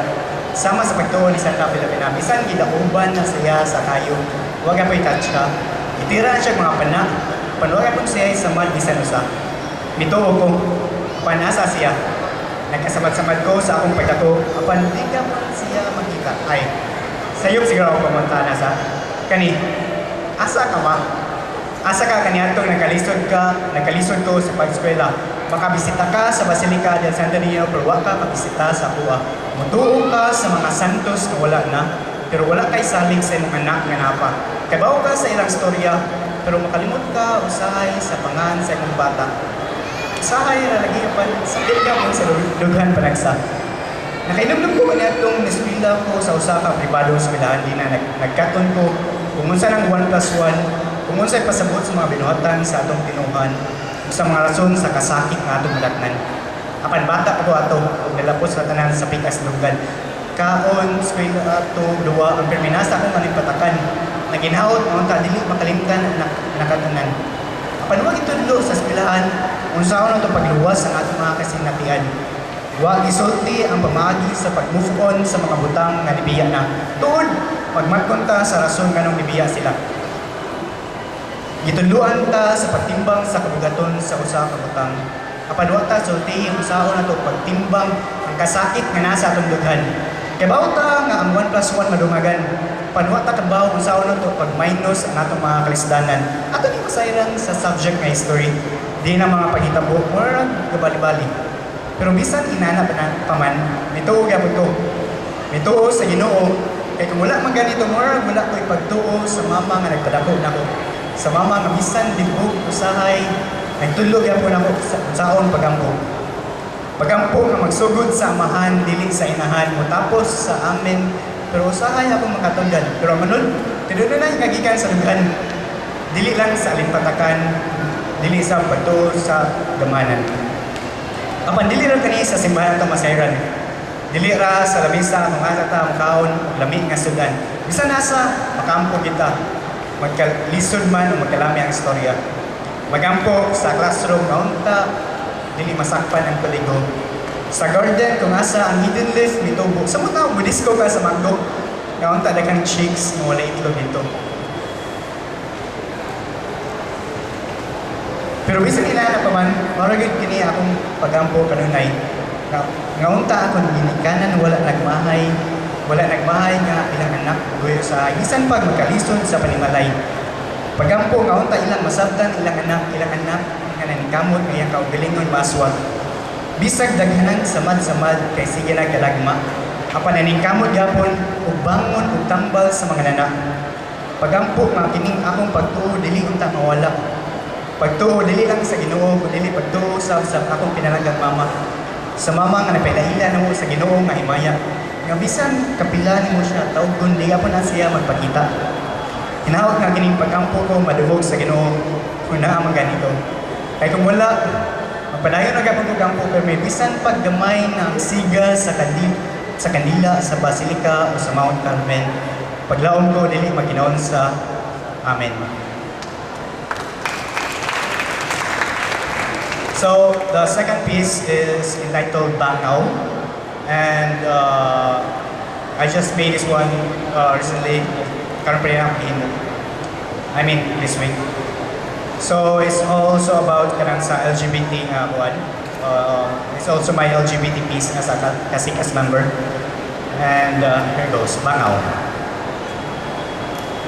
Mutando o dili, matuog o mamati. Ayaw kalimti imong kasing-kasing nga nagpamati, imong hunahuna nga nagkapuliki. Matod pa sa Shakespearean nga literatura, to be or not to be, that's the question, diba? Nagdakuta sa pamilya nga ulipon sa itong puputi. Diin kung unsay ilang tugon maoray magpalabi. O kung musupag ka, ikaw ray alkansi. Mausa niyang rason sa atong crab mentality nga biraod ka paubos kung malagwan nimo ilang bahandi. Abi kay nagsulti sila nga puti, tinuod pagyaday ni nga puti. Dili ba kung pwede dawaton nga buwa itong uberde? Maayo ang pagtabang. Apan kinadili ang paghatag sa limos sa kadalanan. Sala ang pagpatay, apan okay ra kung kriminal ang tirahan. Kung mao naman lang gani ni atong istoryaan, nganong dili o yun kung bayot-bayot na ang atong istoryaan. O bayot ang tawag nila sa katawan, usahay imuon pang katawanan, usahay ikawaw pa sa pamilya. Kay mao nang dili sila uyon, kay wala kini sa ilang tinuhan o kultura. Ug matod nila, usana kini kadakong sala. Apan unsa gid ay sugdanan sa maong problema ha. Sala pa gid ay kini, umatod lang gyud kay mao ni ilang tugon. Sa itong puti ni gawas aning kalibutan na apan sa pagpili kung kinsa gid ta, so hitibo kini sa atong kaugalingong paghunahuna. Sa kaputikon sa panganod gawas ang bangaw na manindot. That's it. Hazel Ann Cesa, wala kakip off sa kong pangalan sa in short, CJ. So, my piece is about LGBT community. I'm from Kasikas also. Naingon na nila tanan so. Okay. Paguto. Hangtod karon samtang galakaw-lakaw tunga-tunga sa gabi ug adlaw, alas 12 sa hadlaw nitingog ang relo. Sa pagbago sa tuig, ang mga tao isig paguto. Naanapod ning New Year's resolution. Ilista sa usa ka papel ang angay baguhon ug ako. Angay pa bang ilista ng akong pagpanamit? Kinahanglan pa bang ilista ng akong pagkatao na hagbay na ninyong gigamit? Sa ubang bahin sa kalibutan ng mga bayot katsyawan, gamiton o pangwartahan, giatay kay murag sila nang budanay sayop sa katawhan. O, dili lalaki, dili babae, naa sa tunga-tunga kini. Apan, sa labalina nga inana sila. Maunang basin silot ninyo. Kana, diskriminasyon, pag-BIPI, pagpasipala, sa kumunsa ang tinuod nga kinaiya, lisod ipakita kumunsa ang gusto labinag sa uban ninyo, dili sila dawat. sa inyong mga tutok, mga paghinaway ang naa sa inyong tutok, mga lila, murag witis, musaka, mukanaog ang mga chismis. Mga mata, kung makatutok, ayaw migsugdi, kay basin, di kaganahan nga matiuro. Babae nga nagpakalalaki, lalaki nga nagpakababay. Apan, pikulo na usab kami na kung maduslitan, delikado na adyo'y mabuthan. Ayaw kami sayon-sayon na kay kung kami makastorya, maka-goodbye Philippines raw niya ka, kay kami. Kung tarungon ng ninyo, sparkles ang klase sa fireworks na mo, muhatag o mabuloko na epekto magunita ni bisag-insa ninyo. Girl, boy, bakla, tomboy, matigi, baboy, tiyanak, ongboy. Bisag unsa man na matungod sa inyo, hindi mo, gihapon mo sa Ginoo, girl, boy, bakla, tomboy. Kung dawaton ng Diyos ninyong tanan ang mga beki o tomboy, unsa kahakanindot sa kalibutan, sama sa pabuto sa kalangitan. Pabuto. Pabuto. Dili ko go rarat sa kanto. Tao ko lamang to. Thank you.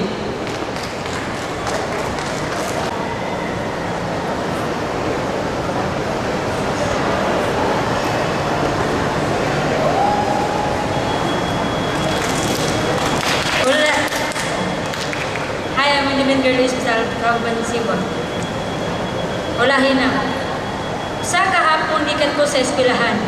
Nakita na kong abdi ang putahan. Sa sulod, nakita na kong gainugtog akong amahan. Gainugtog katanaw sa puti nga lungon nga naa sa mga tubangan. Pag dito, nakita ko. Ako nga igsoon nga gahilag o pag-ayo. Pag sawa ko damha.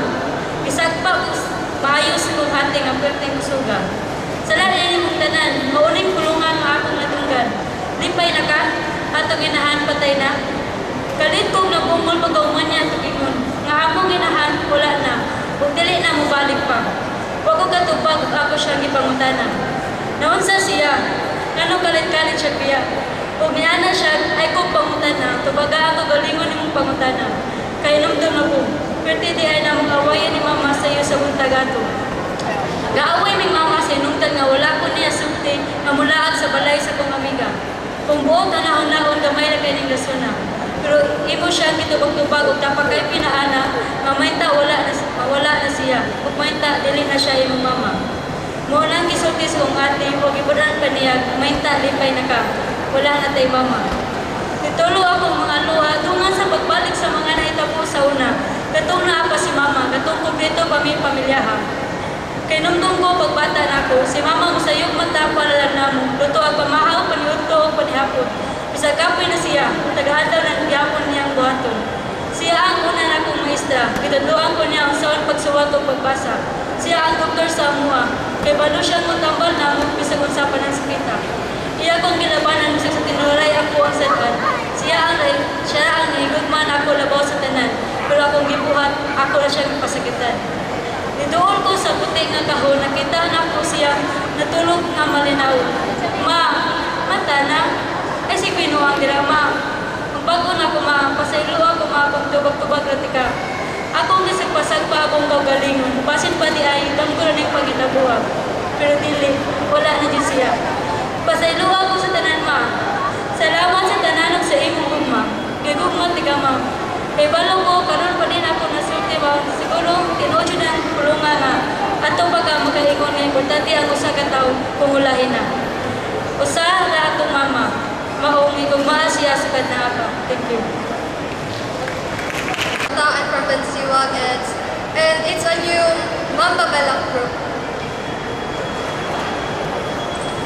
It's my first open mic presentation, so expect me trembling. Kagawasan sa piso. Kitang tanan na naidam ko ang kinabuhi. Kinabuhi nga may pagmahay o kasakit kinabuhi nga ayahay o perminting lipay kinabuhi nga puno sa pangandoy. O gugma pero lahi ang dagan sa kuwang istorya. Anak ko'y mga damgong makabot na unta. Apa nagkuwang ko sa tugma o suporta. Nay mga oras o panahon nga ako gikapoy na. Gikapoy na pagpalapos sa bigas tunggal pagpalapos sa mga storyang sakit sa dugan ka ng imbis para sa akong kayuhan, tanaw nila babag sa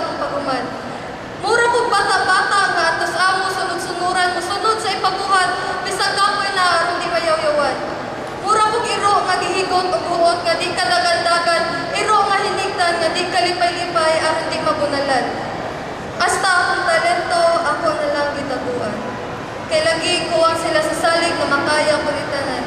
Usa lang kasayop, daghan nagyoyo ang ginikanan. Ganahan sila ang perpekto nga anak, apan walay perpekto sa kalibutan. Lisod ba nga ako ang gusto ilang suportaan, isag panagsala? Ang pagsuwat na ako sa kuang kibati, na di na ko masulti ang uban. Sakit sa buot na mismo ang akong pamilya walay suporta na ako. Huna-huna nila naglakaw ko sa sayop na dalan nga espasyo. Espasyo sa dalan sa kinabuhi nga nagatubang sa kong kaugmaan. Kay lahi ilang gustong akong kaugmaon na wag iapil ang akong kalipayon. Sa ilang kahigpit kami na ilipo og dalan. Sa ngit-ngit nga dalan nga naay bisi sa kinatungyan. Ikapoy na ko mahimong piniriso nga walay kasultian. Kung ipadayon pa ko ning kinabuhi, basin ako mabuang. Niana sila na ako daw nagdala og mala sa among pamilya. Wala silang kabalo sa mga problema nga akong dala. Problema sa kaugalingon o sa tao, mga naas palibot, o gikan sa ilang mga storya nga puro butkot. Wala ko'y gibuhat nga bati sa ilahang tanan. Apan nganong gipaantos man ko diri sa kalibutan, gipaantos nga wa man ako'y angay basulan. Gibuhat o gisunod nako silang tanan, aron ilang kong magustuhan apan nawad-an ko og gana. Nawad-an ko og laong sama sa buwak nga wa ko bigi og perming anaa sa landong. Mura og ayos nga giatubang sa init nga way laing kapilian kundi mahilis. Gikan sa pagkaayos og nahimong lubog nga tubig. Sa tanan nga nahitabo, ambot og angay pa bang mabuhi sayon ipikti ari lugar sa daplin kay daghan og pisi. Ug mawala ko sa kalibutan, wala na mo dikta sa akong kinabuhi. Naglakaw ko padung sa pisi ngadto sa ngit-ngit nga dalan. Sa tunga sa nakahikot na pisi nako nakita ang kagawasan. Andam na baka akong atubangon ni tanan. Ikalipay baka ni nilang tanan ug mawala ko sa kalibutan. Unsay mahitabo paghuman? Ug sa dihang ang bangko akong napatiran. Ila pa ba ka akong mahinumduman? Mapasaylo pa ba ako kung nilang tanan? Okay, so naabot na kita sa katapusang bahin sa atong program. So, manas tanan, salamat po usab sa NCCA sa pag-sponsor na nga event. Robinson's Galleria, Cebu for the venue. As always, thank you. And of course, I'd like to thank our audience, our readers, our speakers for giving their time in attending this event and sharing their information and their talents for everybody else. So this is the day 1. Tomorrow we will continue with day 2, starting at 10:30 in the morning with some more talks related to literature. So I hope you can still be here and sit here and attend. And as always, please invite your friends who might be interested. And I know we are running out of time. Happy na we exceed a lot of time. So I hope it's okay that some of our poets who want to read in the open mic can come here on the next day to continue with for the open mic at the end of the program tomorrow, most likely late afternoon to early evening. So again, thank you, and I hope to see you tomorrow, and have a good night.